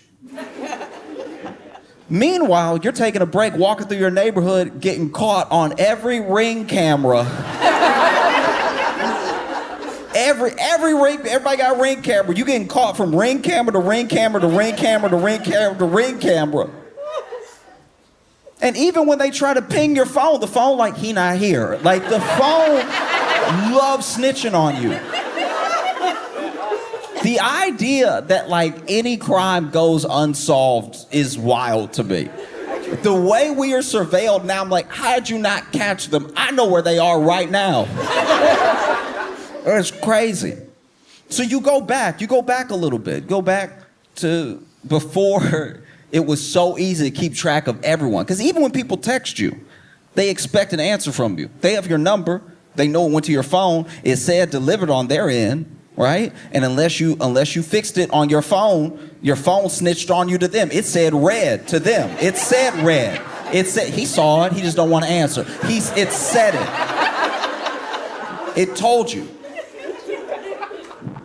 It told you immediately, right? And so even when you text someone, we expect immediate answers. We expect a sort of immediacy from everyone. And if you're not getting it, then it must mean something, right? Let's go back to a simpler time. Go back to the 90s when, you could just move about the world. I'm surprised people in the 90s, like, I'm a 90s baby, but I was a baby. I was a child. I didn't have the chance to take the opportunities allowed. But how did everybody that was an adult in the 90s not serial kill? It seemed like it was right there. Anytime somebody older than me hates somebody else older than me, I'm like, you could have been dealt with that. That seemed like, all right, you don't want to solve a problem, that's on you. But, like, I'm just saying, it's crazy to look back. Even like CCTV footage from like 1990. It is indistinguishable from a game of Pong. Like, it's so unclear what is happening in the thing. I can't believe anyone ever went to jail off of the original CCTV footage. It's so hard to tell what is happening. I can't tell if that's somebody beating somebody up on a street corner or if that is the Sasquatch. It could be either one of them. Black and white, barely imaging, got pixels everywhere, just moving. And it's like, as you can see right here, no, I can't see that. I can't see that at all. Even when I watch old episodes of Law and Order, and then they play the footage, that's how you know it was bad. I'm watching on TV, them pretend to be lawyers on TV. And they're still like, as you can see right here, and even sitting at home, I'm like, there's no way anybody can see anything. Like, is this where I'm supposed to suspend my disbelief and be like, it's a TV show, I can see it. Like, go back. Go back to a simpler time, right? Go back to a time where if you wanted there to be footage of something, you had to go out of your way. Truly out of your way. You accidentally make footage now. People don't realize that, but like even some of the things that get people caught when they do a crime weren't even them being stupid. But some people are very dumb. Some people are incredibly dumb. And they're like, look at me doing a crime. That is happening. And that's happening a lot. We got to get the youngins to stop doing the crime in front of their phone and then posting it. Doing the crime at all is bad. We should start there. But also, doing the crime and recording it is insane. Doing the crime, recording it, and posting it yourself.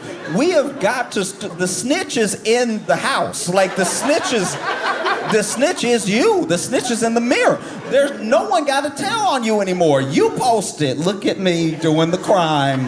At what time is it? Let me take a screenshot of myself. Hold it today's. Let me take a screenshot of myself holding up another phone with today's most viral TikTok so that everybody can know for certain that it was me and I did it and I'm proud of it. And then when I show up in court, I'll be like, who? No, truly, let's go back. Let's go back. Let's go back to the 90s when you could just go for a walk, having, I don't know, killed somebody, and then I don't even, like, truly, I don't know how, up until recently, up until, like, the true sort of overwatching surveillance police state that we don't really sit aware that we live in. Like, until then, I'm blown away that a cop ever solved a crime. That's true detective work. If you go back to the 90s and you're like, there's footprints. Let's check the footprints against the shoes that have been made in the last 10 years. Like, all that stuff is like real detective work. And when they caught someone, I think I would have been like, wow. How? This is crazy. Police now, they're just like, that looks like him in the video he made.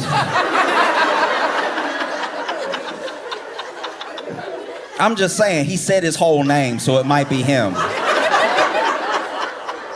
You know, like him and this dude, they had beef, so then he beat him up on camera, recorded himself beating him up because he thought it would look cool, and then held up his own driver's license and then posted it to Instagram. It just seems like an open and shut case. Police work back in the day seemed like real work, I guess. Like, that's how'd you catch anybody? They weren't here for it. Then you got to track down the people. Then you got to get interviews out of the people. The people don't want to cooperate because they're more scared of this person than they are of you. And then you got to connect dots. You got to wait for DNA stuff to come. The DNA testing wasn't even like that good up until recently. There was like bad DNA testing. The early stuff, they were onto something, but it was bad. They'd send it off, and the test results would come back. It is blood.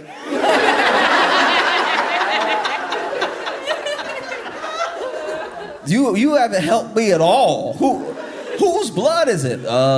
Somebody red, I think. Like, it's gotta be somebody red. Because the whole thing was red, so. And now you can enhance images. Even if you got a grainy image, you can zoom in and enhance it. And you can't necessarily enhance and upscale it the way that they did on TV. But a lot of science follows a lot of like entertainment. It's funny how that does keep happening, where there will be an idea, you'll see it on TV. It doesn't really exist that way, but then it almost becomes the design for the thing that will exist one day because it fits into the imagination so well. They're like, oh yeah, why don't we just have facial recognition that cross-references all the other faces we have in the database, and then you just run it and it goes face. That's him. Wouldn't that be better? You know? But instead, you're talking about the 90s. You're talking about a time where you could just go for a nice long stroll, not be on camera anywhere potentially, depending on where you were. You know, you could make a call You could make a phone call, and there would be a record with the cell phone company of who you called and when you called them. That type of thing was there. That level of like surveillance was in place, but they wouldn't necessarily know the whole content of the call. You know, not like now. Not like now where people basically do phone calls for the world. You know, you see these voice memos that people leave, and I'm like, that's the most, you might as well have just told me and the company what you had to say. People will leave a voice memo, and some of them are very sweet. I always love getting a voice memo. I'm just saying, they've already got on your phone, we'll summarize everything. We'll summarize it for you. Actually, I learned to read a long time ago, so I don't need you to summarize anything for me. You'll see a text message. Text message will be from your mom, and it'll say, "Mom expresses feelings of concern." But then you look at the company, and you're like, "Why y'all read my text message?" Like, "We're not reading it." "No, we're not reading it. We're not reading it at all." I'm like, "That was a pretty good guess, though." When I opened the phone, it was my mom being like, "I'm concerned about you. Just let me see my message." It's crazy. They don't do that anymore. You used to get a text message and then you would see like a little preview of it, and you could just read the preview, and based off the first half of the sentence, you could decide if it was something you were willing to reply to right now. You know? Because you can't just open it right away. It'll say read. But if you get a text message from someone and the first few sentences might pop up on your phone and it's like, "Where do you get off?" You're like, "All right, I'm gonna have to address that later." But now you get the text message and it's like a full summary of what you were definitely about to read anyway. That's weird. It's like, how? How does anybody get away with anything now? Especially now that crime is dumber. How does anybody get away? It takes you back to those times in like the 90s. Maybe you go for a walk, maybe you are just driving your car, and you're truly like free in a way. There's nobody really looking for every little move that you make. And in the case of Diddy, somebody should have been. Somebody should have been watching, checking the entire time. You know, you see in this documentary the relationship between Biggie and Tupac, the relationship between East Coast and West Coast, and how so much of the actual troubles were like orchestrated. They were stoked by Diddy. Like Biggie liked Tupac. They were cool. And then Diddy was jealous of Pac. Diddy was jealous of Pac because Pac was everything he wanted to be. You know, he was charismatic. He was truly like a poet that could make you understand where he was coming from. You did not have any sort of similar life experiences to him at all, but he could express himself in a way that brought you in. No matter where you came from, there was real connection there. He could build and he could bring together real community, right? And so for that, he was loved. He was instantly accepted. He was praised. And if you're someone like Diddy, you see that and you're immediately jealous of it. It's everything you want to be. He's good looking, he's young, he's successful in a way that comes from his effortless talent and his hard work. He's everything that Diddy wanted to be, and that Diddy knows he isn't or wasn't. You know, Tupac was a rapper. Do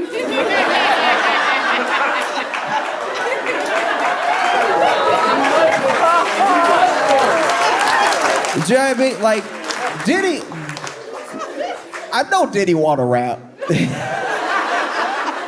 Ooh, Diddy want to rap so bad. One of the most dastardly things this documentary has done in some of the editing is just showing Diddy dance for no reason. You can tell Diddy not talented from the way he dancing. I know it's a harsh statement to make, but Diddy dances. Diddy dances like Tom Cruise from Tropic Thunder. Like Diddy. And Tom Cruise was on rhythm. You know what I mean? Like Diddy was over here in the documentary.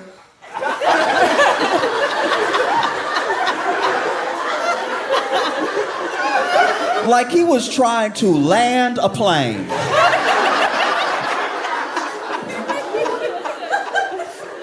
I was sitting there like, what am I watching?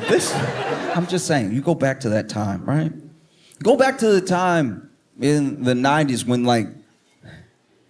when your phone was just a phone. Like the cell phone was only a phone. You could make a call and play Snake. Maybe Centipede if you were fancy, but that's all it was. It had that stick that came out of it, the antenna that shot out of it that for some reason wasn't out all the time. Why would you not pull it out all the time? If you want to have a good call, why do you need to pull it out? Shouldn't it just come out every single time? And then you would drop it. You drop your phone and it was not a big deal. Look at people that drop their phone now. This is how you can tell we're all addicted to our phone. Watching someone drop their phone is like watching somebody drop crack down a drain. They're like, oh!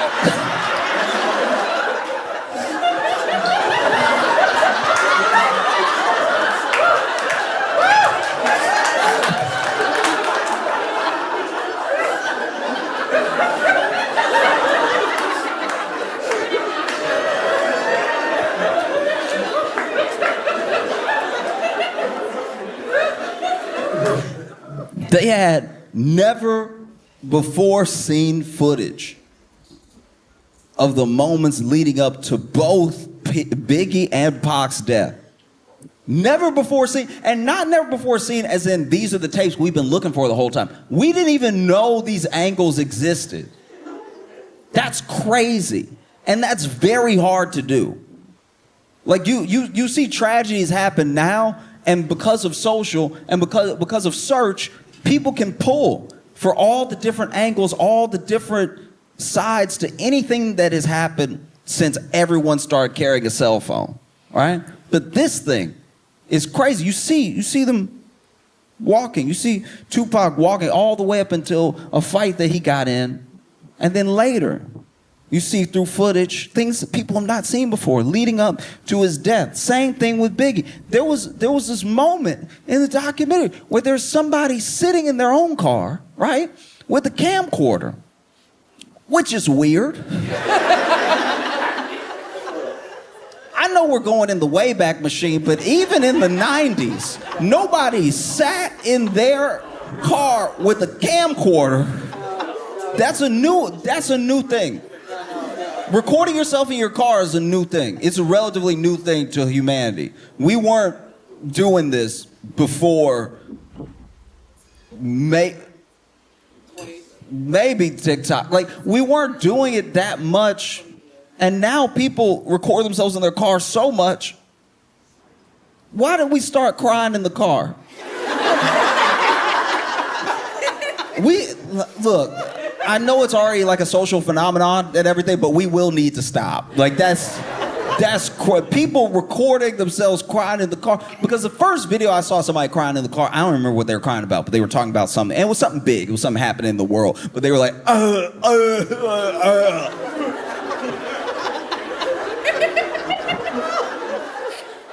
And I saw them in the car.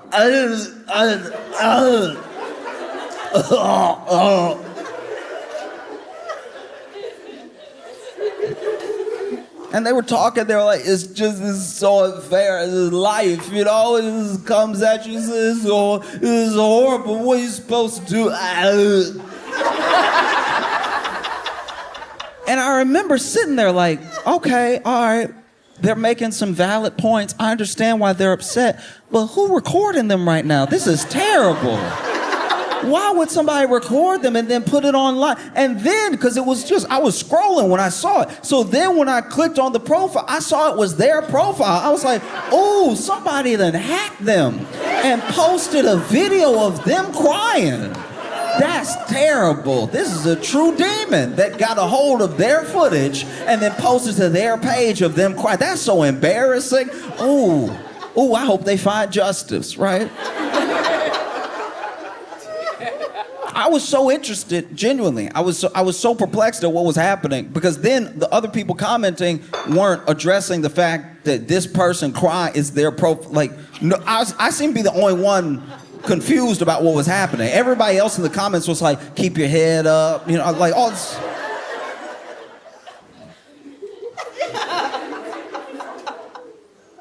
And so, look, I was curious about how this was going to develop because I've been,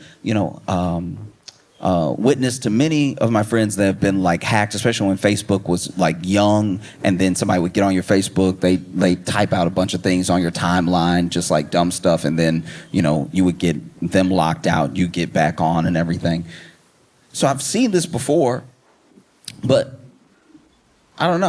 I was so invested in how this person was gonna come back from this that I did follow them, right? I hit follow just to be, because I'm expecting any day now they're gonna be like, hey, somebody, broke into my account and posted me at my weakest moment. Thank y'all for the support, and so I followed. And then a couple days later, I saw another video. I saw the handle, and I saw a profile picture, so I saw that it was them again. And I'm sitting here scrolling up, and they're in their car again. And then I'm thinking, oh, okay, this is where they're gonna say like, hey, somebody broke into my account. Thank y'all for the well wishes and everything, but I'm good. I don't want y'all to see me in that light. That was a very weak point for me. And so when I scrolled up, I'm fully expecting them to say the thing I just said, but then they started talking. They were like, yeah, I just wanted to reach out to everybody. Thank y'all so much. The comments you left and the messages I got really touched me and everything. And just, and I was like, no, wait. There's no way though. No. And then I put it together. I was like, wait, they were recording themselves crying in their car. That's the most private time to cry.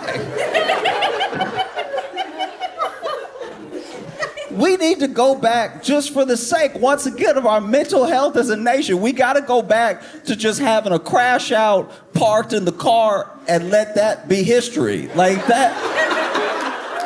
You are not your best when you cried in your car. I would throw it out there that maybe you don't want people hearing what you have to say when you're to the point where you break it down, parked in your car somewhere. Stop broadcasting it. This is bad. This is very bad. Because I've never seen a cry in my car video and been like, oh, yeah, that'll change things. I'm just saying, like, if you in the car, right? If you in the car, and you are upset, it's understandable. This life is hard, and sometimes people feel like they got to walk it all by themselves. They don't know the support they have. They don't know the people that they have in their life. And in those moments, there's an opportunity. You could use that time to reach out to someone and tell them that you need help. You could reach out to someone, and even if, I'll even pitch this, if you're very bad at asking for help, right? Try to help someone else. Because the same bond that leads you to help someone else will then have them looking out for you whenever things are down for you, right? You have this thing in your phone. You have this thing. It's incredibly powerful, right? It tells everybody where you are. Government, friends, everybody. Everybody know where you are. Everybody knows where you are. Everybody knows. People you don't know where you are. People you've never met know where you are. Right now, they know you're here. Like, people know where you are because it's in your phone, but you also know where other people are. You can reach out to people. You need help. This could be a way that you get the help that you need. It could be. Or you could buy one of those little dashboard stands.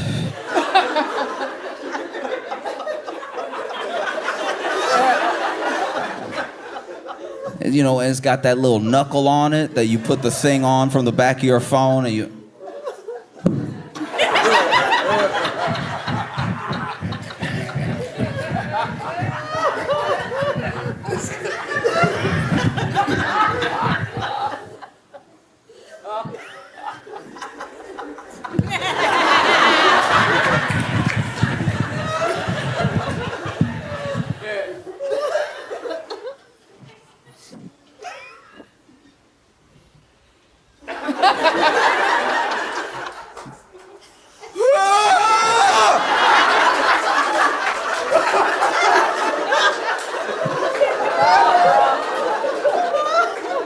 Or you could do that. You could do that. That's an option. It's possible you could give that a shot as well. Because I do think, here's the thing, I'll throw out there. I do think that crying in the phone, like crying in the car on the phone, I think that genuinely came from a fundamental epidemic of loneliness. Do you know what I mean? Like that thing is not something that's born out of having a wealth of people to talk to. You know? It comes from being in a place where, sure, everyone will like shirk it off. They're just looking for attention, whatever. But I think it goes deeper than that. And I think it's people like literally, genuinely crying out for someone to hear what they have to say, for someone to have their back, for someone to get them, right? And so they reach out to the whole of the internet, and then what they get back in return, sometimes it's a bunch of hate, sometimes it's a bunch of love, whatever it is. Sometimes it's just people, keep your head up, whatever. But I don't think it's a substitute for like genuine human connection, like having that person to sit in your car with you, to look at and go, like that, like, that's much better. That's just between the two of you. And instead of becoming your worst moment online, it becomes like an intimate moment you have with a friend who has your back, who you can cry to, right? I said all that to say somebody in the 90s was sitting in their car with a camcorder, like a camcorder, do you remember what this was? It was this metal with lenses in it and buttons, way too many buttons. They had more buttons than what the camcorder could do. The camcorder is over here promising all that good stuff, and then you hit the button and it look exactly the same. Nothing has changed at all. Sitting there with the camcorder.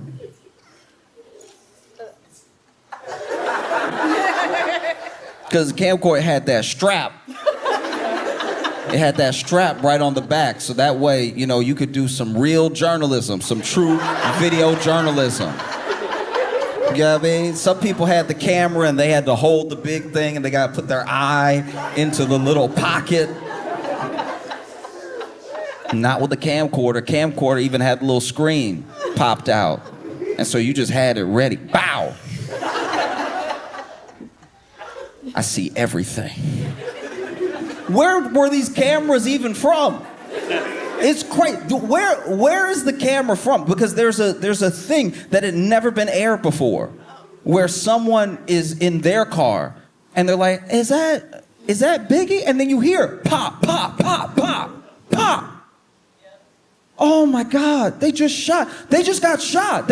Somebody called somebody. And then you hear like someone who's like in the car calling 911, but you see from their perspective, first of all, who are they? Where have they been this entire time?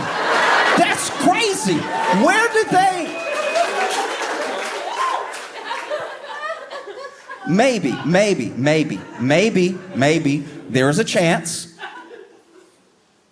that in all of this investigative, in the long time, apparently like a decade, that 50 Cent's been working on this documentary, that somebody somewhere was able to pay somebody for something that they had never given anybody before. And you know, there's also different reasons why you might hold on to something. Imagine you're there when something like this happens. You may not want to broadcast it to the world that you were right there and that you saw something on tape, because they didn't see a person, they just saw that these shots were happening, right? And so maybe you don't want to broadcast it because now you don't want to go to the police in a thing where they seem to have no leads and be like, "Oh, I have some extra information for you." Maybe, I don't know. It's plausible, but it seems just so wild that these two moments would meet up. That somebody would just be recording in their car with what had to be like a camcorder. Who just walked around with a camcorder in the 90s like that wasn't shooting their own document, like just in the car with the camcorder all the time in case something happens? fast forward to present, and it ends up in this Netflix documentary about Diddy. Maybe that's what happened. But what seems just as likely is that 50 Cent time traveled back in time.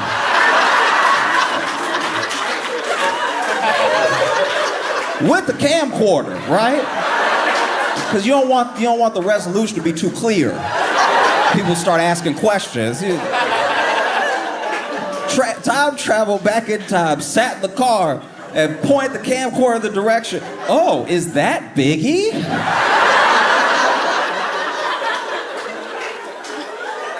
Pop, pop, pop, pop, pop, pop, pop. Oh no, someone shot Biggie. I'm gonna go back to the future. And there's so many, it's a documentary so full of detail, you almost have to rewatch it, because then there are things that go over your head the first time where you don't even realize how evil the thing that Diddy was, because so much information is flying at you. It's like information, here's a tidbit, here's an interview, first-hand account, somebody was there, baby oil. Here's another tidbit, here's a first-hand account, here's what someone had to say, here's something that we didn't even know Diddy did, baby oil. There's so many instances of them cutting to baby oil that sometimes some of the evil gets a little lost. You know, the idea that this man might have had so much to do with Biggie's death and then went on a campaign like he was Biggie's best friend in the entire world. It's not just insane that people let him get away with it. What's even worse is that he threw this memorable event, right? All throughout Bed-Stuy, Biggie's funeral, right? And then no one knew, I didn't know until I saw the documentary, that he made Biggie's estate pay for that funeral. Yeah, like that's... And if you get too distracted by the baby oil, you might miss that detail. You know? And it's a scary thing that what gets revealed in this documentary isn't just how bad Diddy was, it's also how bad so many of us want money, fame, something he could dangle over people that really let a lot of this abuse keep going, that really kept a lot of his secrets, that really kept people doing whatever it would take to be in the loop. You know, people can only have a real power over you when they have something that you want. Once you decide that you don't want it that bad or that you're going to get it for yourself, they have nothing over you. You know, and there were people who tried to do that. And so then Diddy would, come at them with violence. At least if I can make you fearful. If I can't make you want anything, if I can make you fearful, I can keep you in line. You know, there's just so many people that have ended up dead. That's kind of like through the documentary sort of laid at Diddy's feet. Like either he's out here having people killed and doing all this stuff, or he's one of the unluckiest people to be around. Like that's... Either way, I would never want a track record like that. I would never want people to be like, oh yeah, I met Josh Johnson a week ago and now I'm real sick.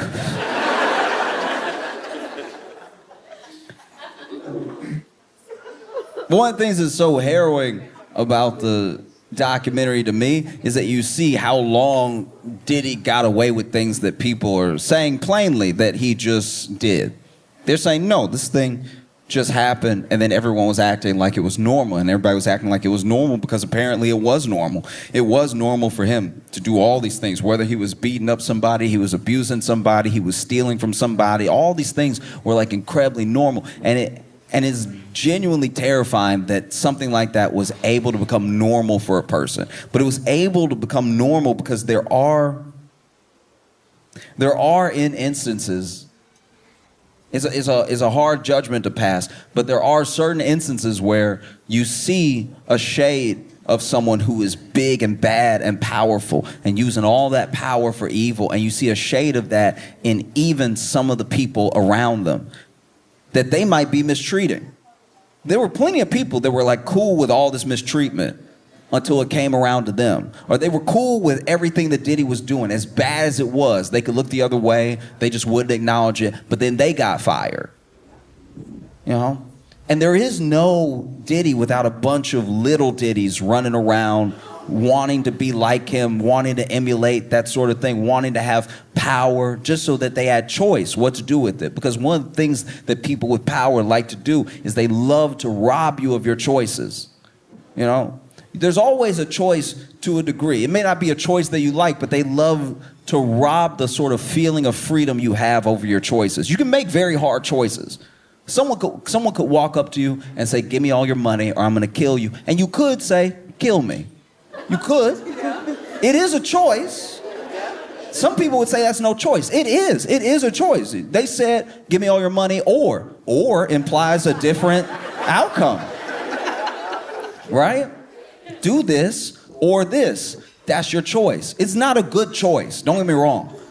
It's not something that I envy. It's not even something that I'm saying it's easy to walk away from. It's easy. It's scary. It's scary when someone with power wants something from you or they want to take something from you and you don't know how you're going to survive, right?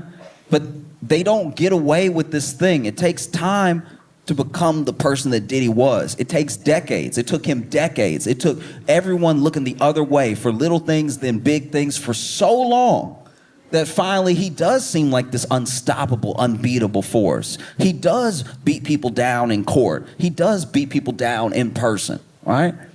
But these people can't get to where they are without us. They can't get to where they are without us looking the other way, without us slightly condoning, not quite condemning. They can't get that way without us. These people just don't come out of the woodwork. He started as this kid who didn't even drink, who didn't do drugs, but he had an idea in his head of what a man was and what a powerful man was, and he wanted to be those things at any cost. And so he took it upon himself to start himself down that road. Fast forward 20, 25 years later, this is the type of person who thinks he can beat people in front of cameras. You know?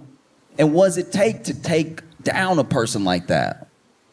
Because they seem so powerful. They have so much money.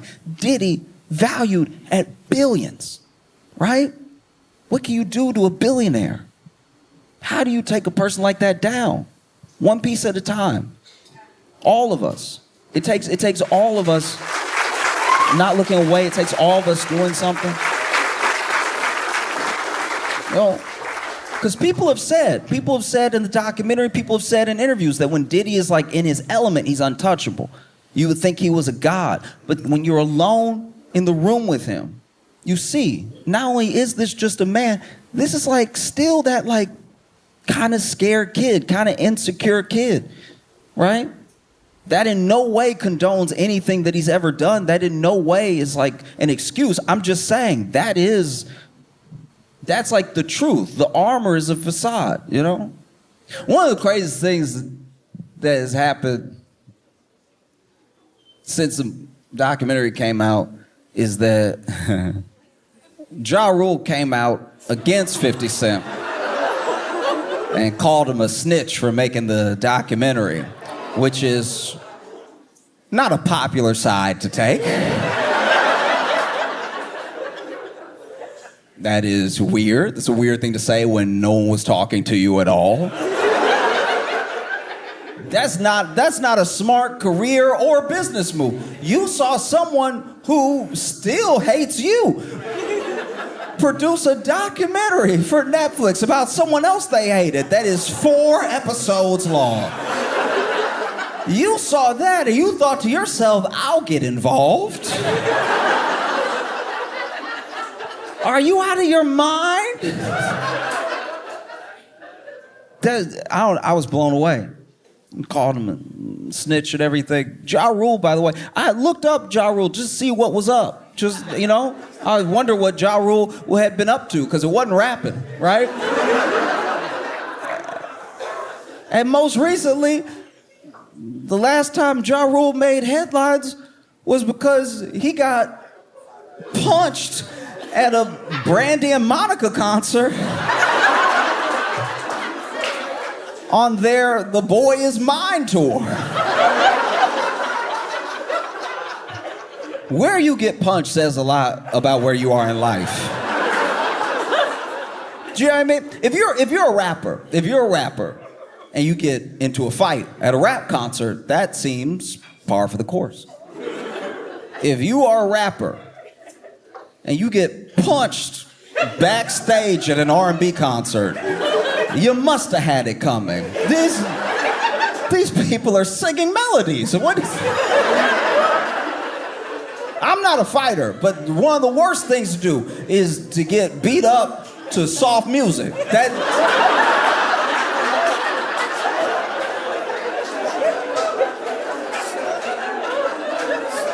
Imagine now. Imagine I went to a gospel concert and got slapped. It'd be like, well, G must have had it coming because they're here to worship. This is crazy. You got punched. And then he posted a video of himself, smiling at the camera, showing he didn't have like a mark on him or anything, which would be badass, except you got punched in the back of the head. Like, your face should be fine. If you have damage on your face or being punched in the back of your head, I'm very sorry to report you are dead, sir. That's what happens when you die. If you get hit in the back of the head and it affects the front. Imagine you get punched to Brandy's music. I've talked about it before. I've had fights. I'm not acting like I've won all of them or anything. But imagine if I got whooped to Taylor Swift. You wouldn't be able to respect me. Even when I hear that "you belong with me, son," I flinch. Like, that would change your whole life, getting beat up to Taylor Swift.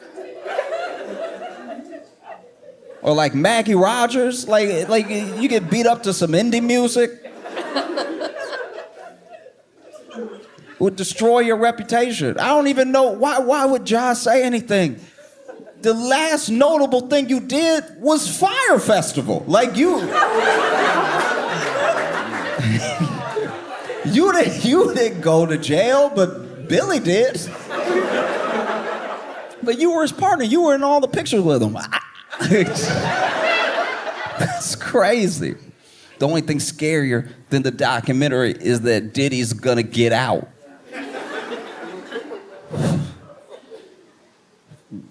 I'm terrified. I've been talking reckless. I really thought he was gonna go down. I was positive. I was positive. I was so sure justice was gonna prevail. You know what I mean?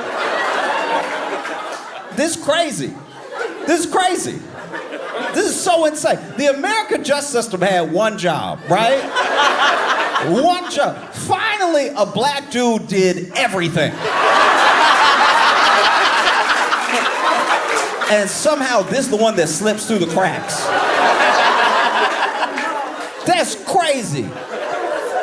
Do you know what I mean? Do you know how many people I know have been arrested or gone to jail for something slight? They barely had it. But then a jury was like, maybe they did it. Let's send them away. Diddy and OJ are the two people that I've seen where I'm like, guys, what? What? This is crazy. You watch this. It's insane. You watch this documentary and you're like, wow, this dude is a true demon. Like, in every sense of the word. Like, he's so evil. It's horrible. It's horrible, the things that he did to people. There's never any excuse for it. No matter what your childhood was, no matter how much you're lacking in love, no matter what trauma you've been through, there are people who have always had it worse than other people that don't go about doing like evil business. And because I believe in like forces in a way. I do believe that there are some people that are so pulled to like the worst of their nature that they'll do whatever it takes to feed an ego, to keep a side of themselves quiet that makes them question the things that they're doing, you know? But I also truly believe in balance. I believe in balance, and I don't think that like any man is like truly a saint. All of us have our issues, all of us have our problems, and we have our things that keep us human. We have our mistakes, we have everything that drags a person down, right? So I would never try to put a person on a pedestal or make them some sort of living saint, because I don't know what their inner thoughts are. I don't actually know their heart. I don't know if the good that they do is to be seen doing good, or if it's to actually put more good in the world. I can't tell you, I have no idea. But because I grew up in a religious home with a grandma that really believed in Jesus, you know, I've seen that picture of Saint Michael stepping on Satan's neck. And I don't know, it just kind of feels like that's what 50 Cent is doing to Diddy. You know what I mean? Like, got the sword and everything.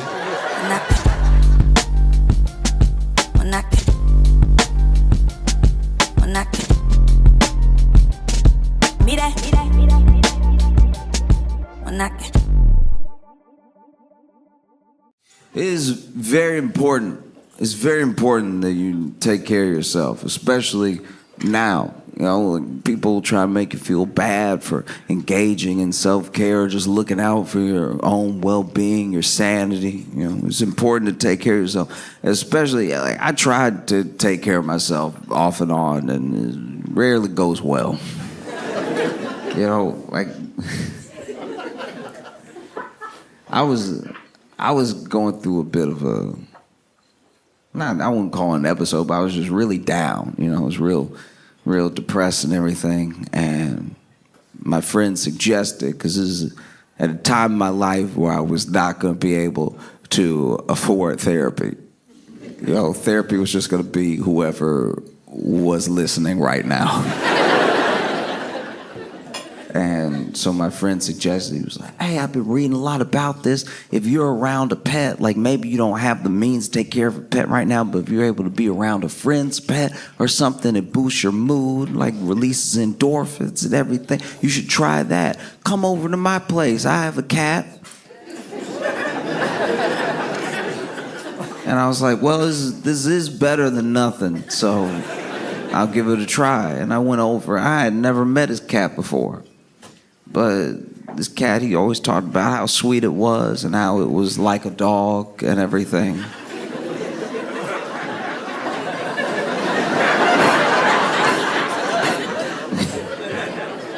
Yeah, somehow, yeah. And so I get over there and he's like, yeah, just, you know, hang out with us. We'll watch a movie, let him sit on your lap and everything. And you know, I guarantee you'll start to feel better. And I was like, all right, you know, and I appreciated him even trying to help me.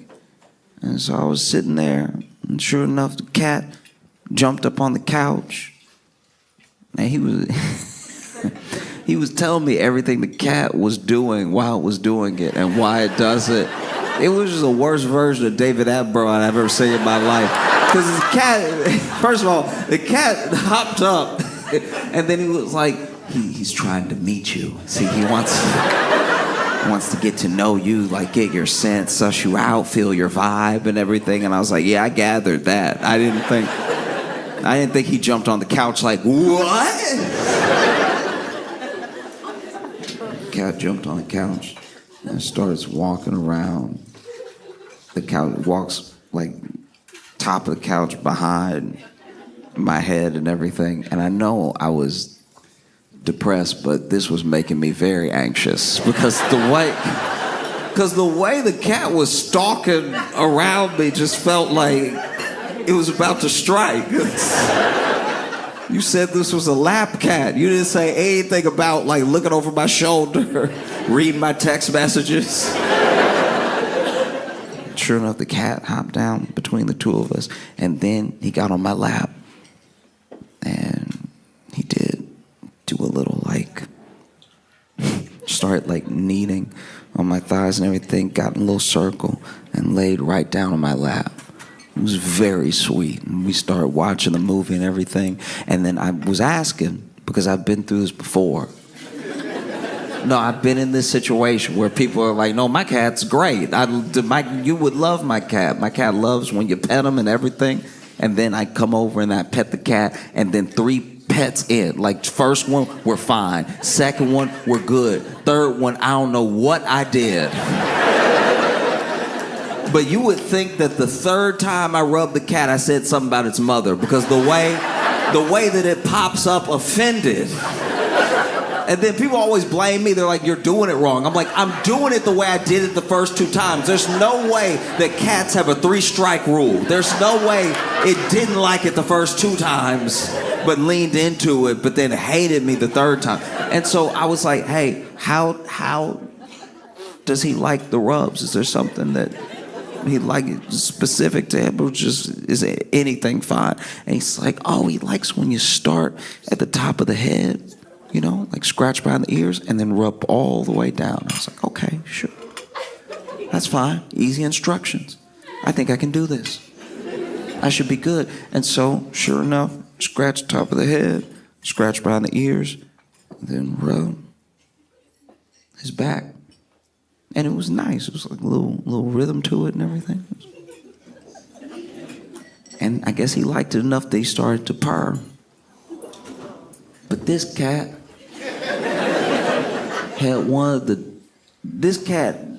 had the most bass in his voice I've ever heard in a cat. This is very upsetting. Because the cat didn't, like, I was expecting a little, like, you know what I mean? Like, just something subtle. This cat,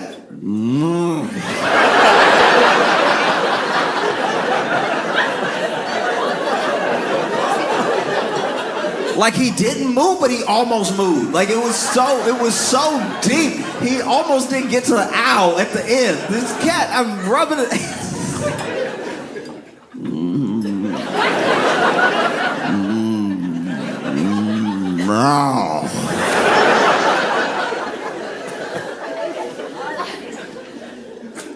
And I'm not gonna lie, the second time I heard it, my hand stopped right where it was. I was like, nah, I feel like you making me uncomfortable right now.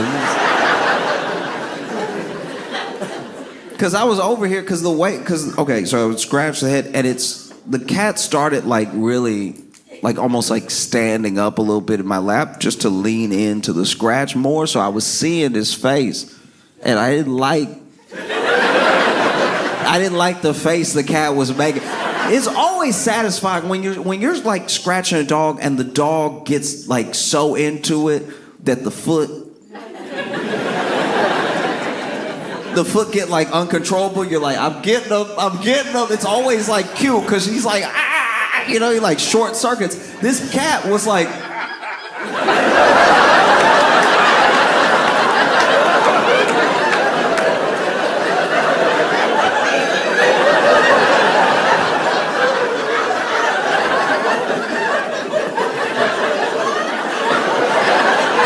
And I could see his face, so I was like, should I keep going? Like, I feel like I'm hurting him. Like, it's like, no, he loves it. He loves it. It's like, maybe he loves it too much. This is upsetting. It's like, dog, I think you got a pet demon. There's no way that this is a cat. And so, it helped, but it didn't help. Yeah, I mean, like I came there depressed and I left confused about myself, about that cat. Because in my head, I'm like, what? Why would it make that face?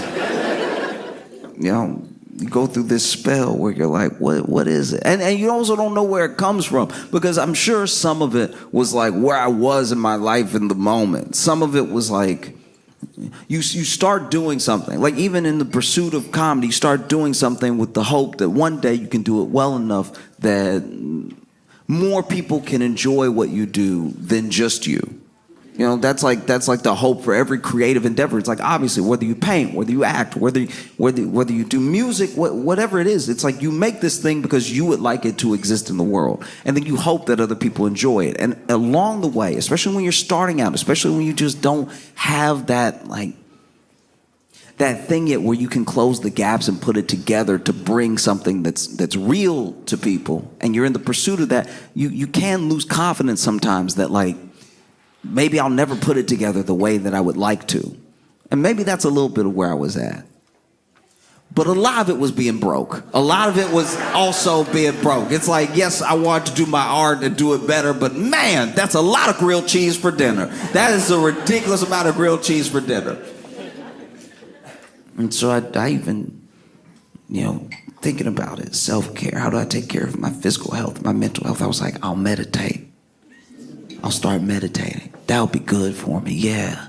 I got a lot of thoughts in my head. It always feels like there's a bunch of noise in here. I'll meditate. I'll clear the noise, right? And so I thought to myself, okay, how do you meditate? I went to YouTube. I watched a dude meditate. And I was like, he really just had the camera on him and didn't say anything for 10 minutes. He like low-key took it too literal and he just meditated.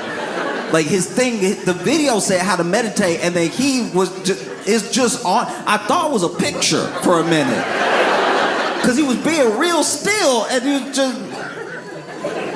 And there was a part of me that was like, did he fall asleep? Like, and so I was like, okay, I'll meditate. So then I bought a book on meditation. I was reading the book about meditation, and then through the book, I was like, okay, these are the things to do, and especially when you have a thought. We're so busy. We're so deeply.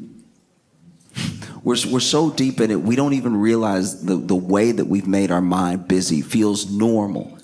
And it's not until you go on vacation that you realize, like, oh, I don't, like, when I live like that some of that noise is just extra. You do have to do things all day, and you do have a world and a life keeping you busy, but some of the noise is like manufactured from the phone or from the several screens, whatever. So I was like, okay, I'm just gonna meditate. And one of the main things they talk about in meditation is that you cannot beat yourself up when you get distracted from your meditation and your mind starts to wander. You just notice your mind wandering, bring yourself back to the point of not wandering, and then hold on to that moment for as long as you can, right? And then you'll start to think about stuff, but just come back. You'll be fine. And eventually you'll get so good at not wandering that you'll really have like a calm mind. And it won't be every day, and it won't be all the time. But when you put your intention to it, you'll have a calm mind. So I sat down. I'm going to meditate. Okay. I tried to like crisscross applesauce my legs. And I was realizing, I was like, my right going to fall asleep. I don't know why I'm not as flexible as I should be. And so I was just sitting, put my feet together and everything. And I was like, okay. Just breathe. Just breathe. Just think about your breath. Hold on to the ideas of your breath. Just think about how you're breathing. That's how you stay present. Every breath is important. Being present is important. Don't think about anything else. Don't think about how we left the gold standard, and so now there's really nothing but fear and anxiety backing up the dollar and the sort of like weighted debt system that we live in, because it really is the only thing holding us together, is like the expectation that it can't possibly fall apart. Because if it ever fell apart, it would fall apart for everyone. It's basically like our economy, our government is holding a gun to the heads of us and every other nation at the same time. And if we at all stop this thing, if we ever stop this machine from running, maybe we could like release ourselves from the idea of this like economic, like if we're being honest, like an economic enslavement to the dollar and to the ideas behind the dollar, and we could end up in a better world, a world where like maybe you could actually work with some sort of meritocracy for both your efforts and for your work. And if we got there, if we were able to do that. I wandered and I didn't even wander. Okay, all right. And so I went ahead and I stopped meditating. I stopped meditating. Maybe I'll start again one day. But I stopped meditating because it was bad for my mental health. At least the way I was doing it, because I was doing it wrong. It was basically just me crashing out with my eyes closed in a quiet room with a drippy faucet. Yeah. So then I was like, you know what I'll do? Maybe. I tried to take care of myself mental, inside, everything. But maybe I just need to go get a massage. That's what I need to do. But when you're young and things are cheap, you know what I mean? Like if something's like $8, you're like, oh, that must be a good deal if it's $8.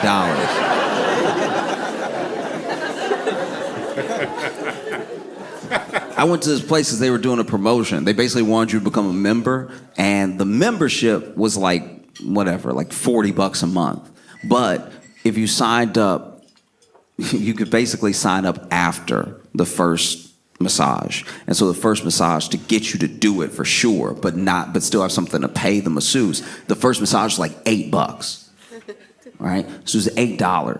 $40 subscription. You can come in like twice a week or whatever, but like $8. I was like, $8? Okay. I'm sure I got a bunch of knots and everything. My back always hurts. Let's go ahead and get this massage. And when I tell you that this massage was worth $2.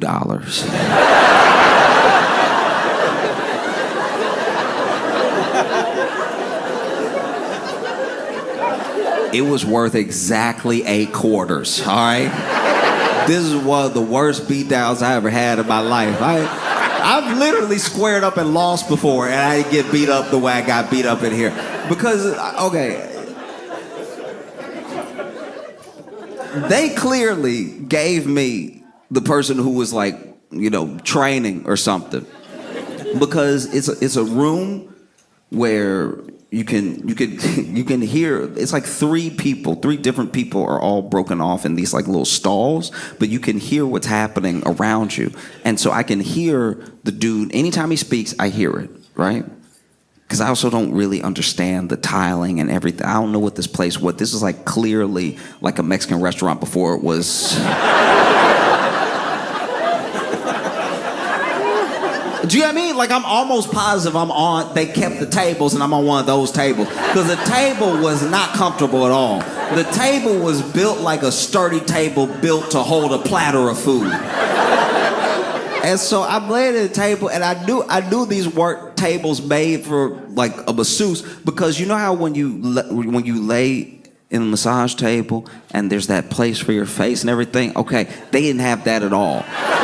They didn't have that at all. They had cut a hole in the table. They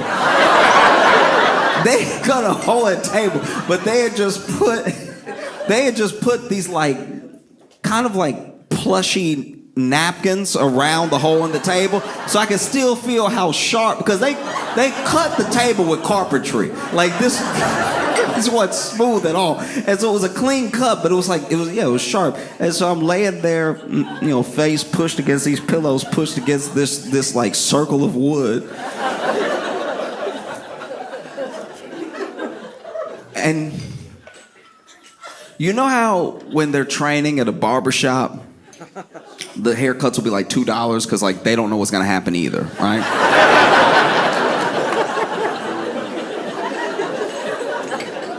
I had my head down so I can only tell y'all what I felt. But once again, you have like my ears aren't covered or anything. And so there's music playing in the background, but I can hear his footsteps. And I don't know what goes into the massage because I didn't ask any questions because I didn't. So I don't know if this is going to be one of those like Swedish or like hot stone or like whatever rub down thing. I just know that I paid $8. I'm getting a massage. And so I'm laying there, and then I'm not even kidding. I'm laying there and this dude is walking around me for too long.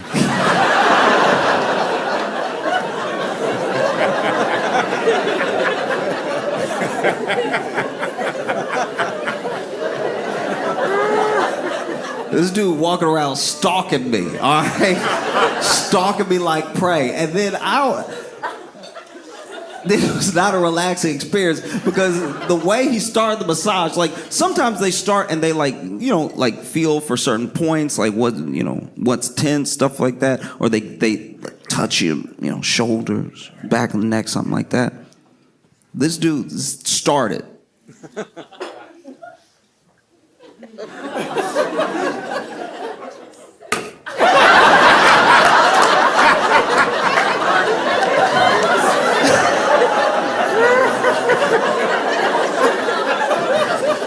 my head, I'm like, oh, so it's a fight. Like, it's...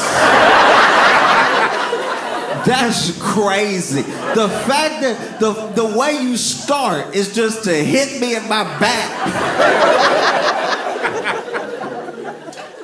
You was stalking around, hit me, kept walking, and I couldn't tell if he was walking because he was just walking in circles or if he had lost something.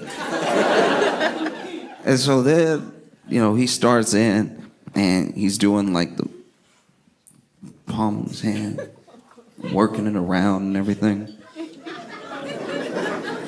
Like really putting it together. The man they gave me for the massage was a big man in every sense of the word. He was wide, he was tall, he was big and strong. He was too big to be on me like this, like full weight and everything, just pushing on me hard and everything. Gonna put me through the table. This is terrible. And so then, and got no rhythm to what he's doing. So then I'm trying to figure out when I can breathe because the way he's pushing me down, it's making my breathing sound bad. So then I'm just laying there, and then every once in a while I'm like, oh, and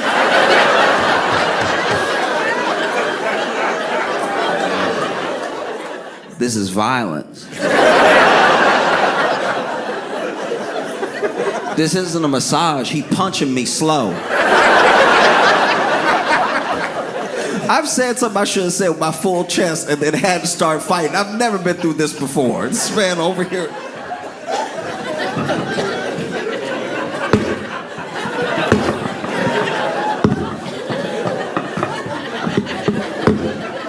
And I guess I've gone like enough times. Because I'm trying to hold it together because there's other people in this Mexican restaurant massage parlor. They full of tables because it's $8 massages. So I'm trying to stay tough because everybody can hear me. Last thing I need is finish my massage the same time somebody finishes their massage and they're like, oh, that's him. Like that would be terrible. They got us in stalls and everything, but still. And I don't want to say anything because nobody else is saying anything. Like the place is full. There's other people in here. And clearly they have like a $10 massage because I don't hear any problems out of anybody else. But I was over here. Then finally, this dude, this is how I knew he wasn't professional. This man leans in, as checking on me and everything, because they do this sometimes, and they're supposed to whisper because it's supposed to be a serene environment and everything. And instead of asking me, like, is that too much pressure, or would you like it a bit lighter, or are there any places you'd like me to focus on, this dude just leaned down next to me. And what was offensive, too, is that because I can see through the hole. You can always see through the hole, right? I don't have some sleep mask on. I can see through the hole in the ground, and I see his knee, so I can tell he's doing this. He's posted up next to me, and he leans next to me, and he doesn't check on me in a professional way at all. Just leans next to my ear and goes, "You good?"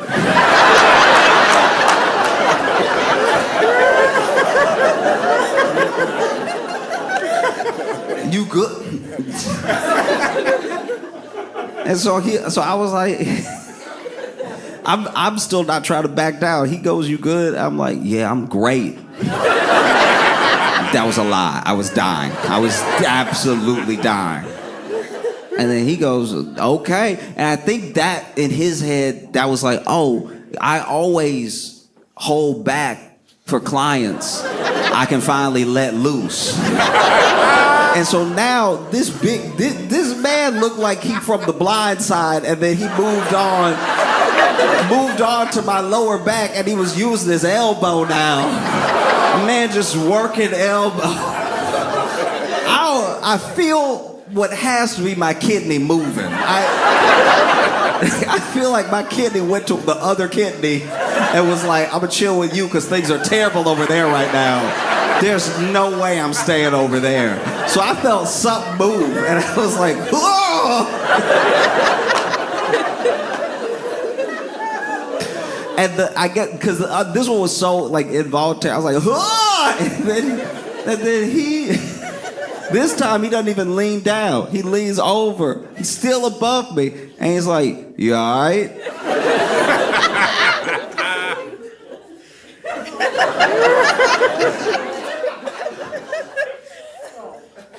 And I said, "Is that all you got?"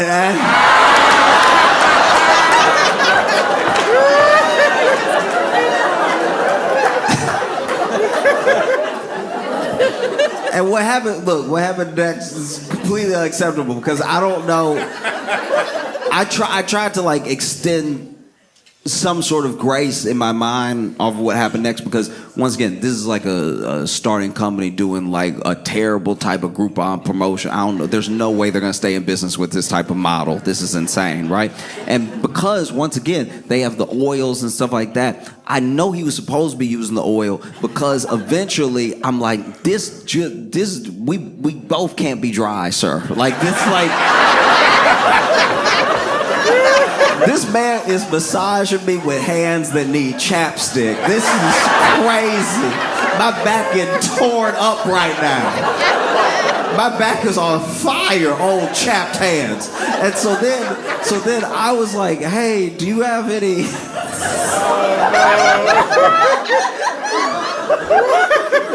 Do you have any oil? Because it's like, I don't know, it's kind of like my back's kind of burning and do you have any oil? And this dude goes, I was more offended by this than anything. This man goes, I guess. And I was like, no, don't act like I'm doing something to you. This is part of it. It has, the oil's here, which means it's part of it. Don't act like I'm some pervert, all right?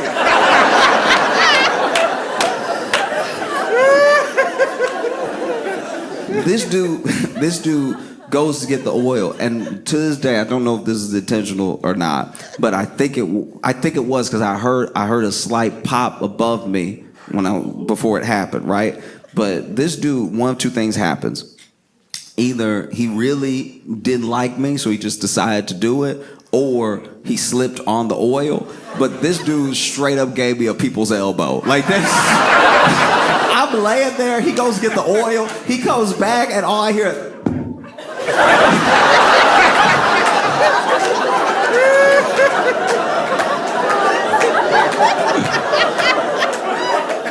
And I knew he was on the ground because I saw his foot through the hole.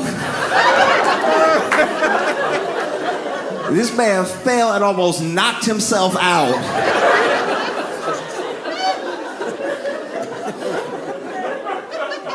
I finally lift my head up out of the table, and I look over my shoulder, and he's getting up,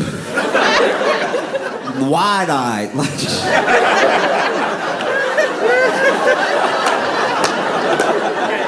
This man's eyes were so wide, it felt like he gave himself amnesia. Like he was just like, "Why am I in a massage parlor? I'm a linebacker for the Ravens. There's no reason for me to be here right now. This is crazy."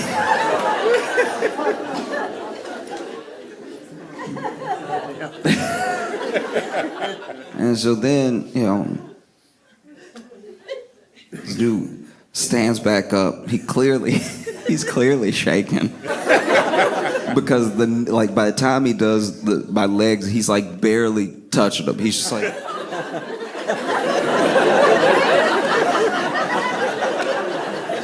And he did this thing. This is the other thing. I knew this dude wasn't professional because I'm positive he ran out of stuff. He ran out of ideas because you could hear him whispering to somebody else where he's like.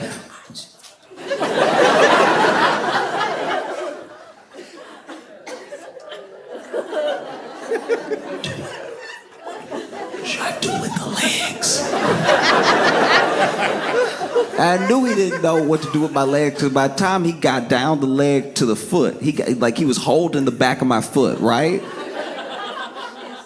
And he just wiggled my leg. I was like, nah, dog, you don't know what you're doing right now. Sir, don't wiggle me. Don't you dare. I'm a grown man, you're not gonna wiggle me. That's crazy. You try to do some self-care as a man and then out here getting wiggled. That's crazy. Oh, I was furious. I was so mad. The only thing that calmed me down, right after I got wiggled, I got so mad. And the only thing that calmed me down was the fact that this place, this massage parlor / former Mexican restaurant, this place didn't pay for premium on the Spotify. So then I hear an ad for Casper mattresses in the middle of a cool running brook. I was like, you know how down bad you have to be to have like 8 customers in here and still be like, we can't swing premium yet.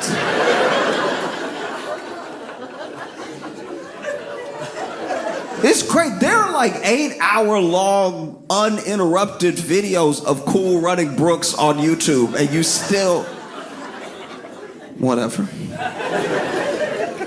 And so then he lifts my leg by my foot, and has it like bent over like this, stretches me like that on the table, and then gets to the toes, which I didn't need him to do. But this must be his specialty because it happened so fast. I didn't even get to say anything. I was about to be like, hey, you can leave the toes alone because I'm also ticklish. And so the last thing I need after the hooves is to be like,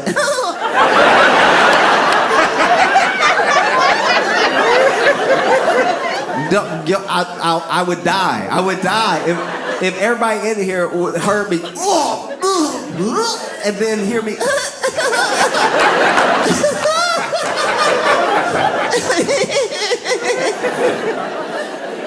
But before I can say anything, this dude got my leg bent over, and then he starts like to, do something to my toe. And in my head, I'm like, he too strong. He gonna snap my toe right off.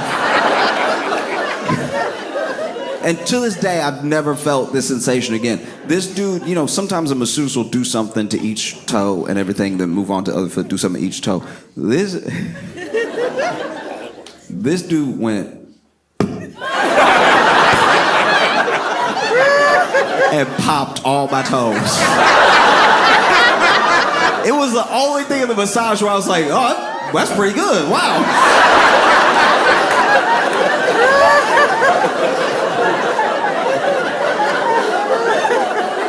No, this is really good. Like,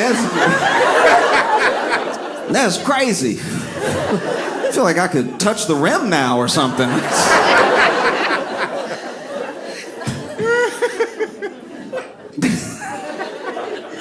Dude lifted my other foot. All my toes popped again perfectly. I was like, he really does this as a technique. This is... Just this was worth the $8, sometimes you have that thing where you're like, oh, I had a little cramp, stomp it out or something. Dude popped all my toes. And then...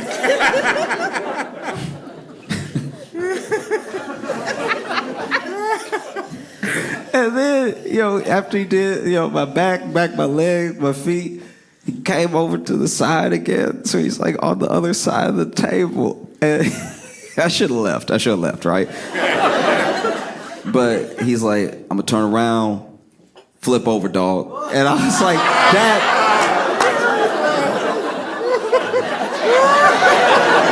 Come on now. You couldn't hit me with a sir, I'm a paying customer. Flip over, dog. No decorum at all. But here's the thing. The back, I thought he had ruined me, right? And then the legs, I was like, he doesn't know what he's doing. But the foot, I was like, that worked. Maybe he knows something else. Like, maybe I'm just picturing. So then I go ahead, I flip over, and then I'm laying there, and then he, is doing my arms and everything. And he's like, massage my arm. And it felt like he was like learning in real time. I was like, this is not that bad, Like even with the shoulder, he was like doing a little bit of stretching and then like stretching over and then like massaging while he was stretching everything. I was like, maybe he just a front masseuse. Maybe he just shouldn't do backs. Like, this is really good. Had my arm over and was like, doing a bunch of stuff. To the point where I was trying, relax at everything. Even had my head in the table hole. I was really trying to zone out. This is like the massage is ending, it's half back, half front and everything. But he was doing such a good job on the front, and he seemed to be so well versed at it. I was like, I wonder if the book, he just read the first half and the first half is front or something. Or he like dropped out of masseuse school, but he was real good at front, and they were like, you gotta learn to do backs. And he was like, let me do my thing, right? But, flip over and everything, and he's doing so good on the arms and stuff. And just when I had faith in him, he grabbed my hand and just wiggled my whole arm, and I was like, right before the wiggle, though, right before it happened, it was such a stark difference between massages that I was like, maybe this is a different guy. Because I've been having my eyes closed as I flipped over. And so I opened my eyes, which is a huge mistake. Because then for the rest of the massage, neither one of us knew when to break eye contact. Like,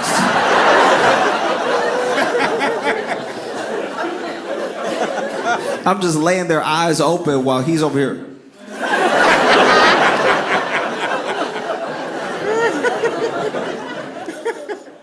And then walks over, and he's like massaging, like a little bit behind the ear and everything. But like, I don't know why I did it, but like my eyes followed him. So now we're just looking at each other. And in my head, I'm like, blink, blink, blink. Break eye contact, please. He comes over to the other side, does the other arm, and I could tell that I made him uncomfortable. Because after he wiggled the second arm, he just let go. He was like, that's it.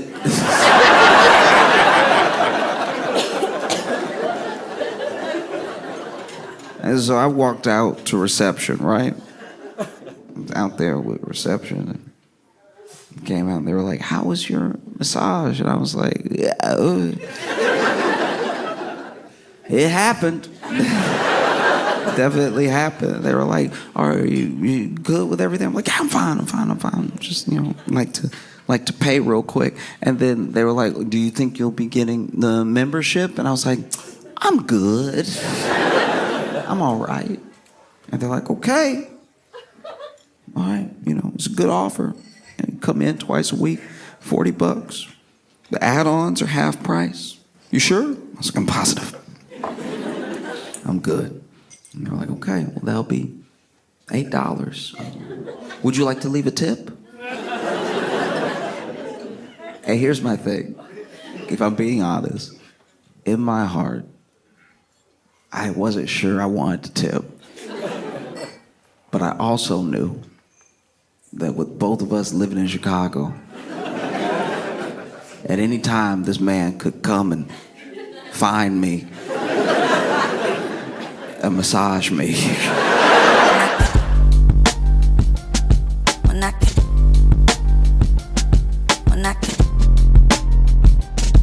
Mira.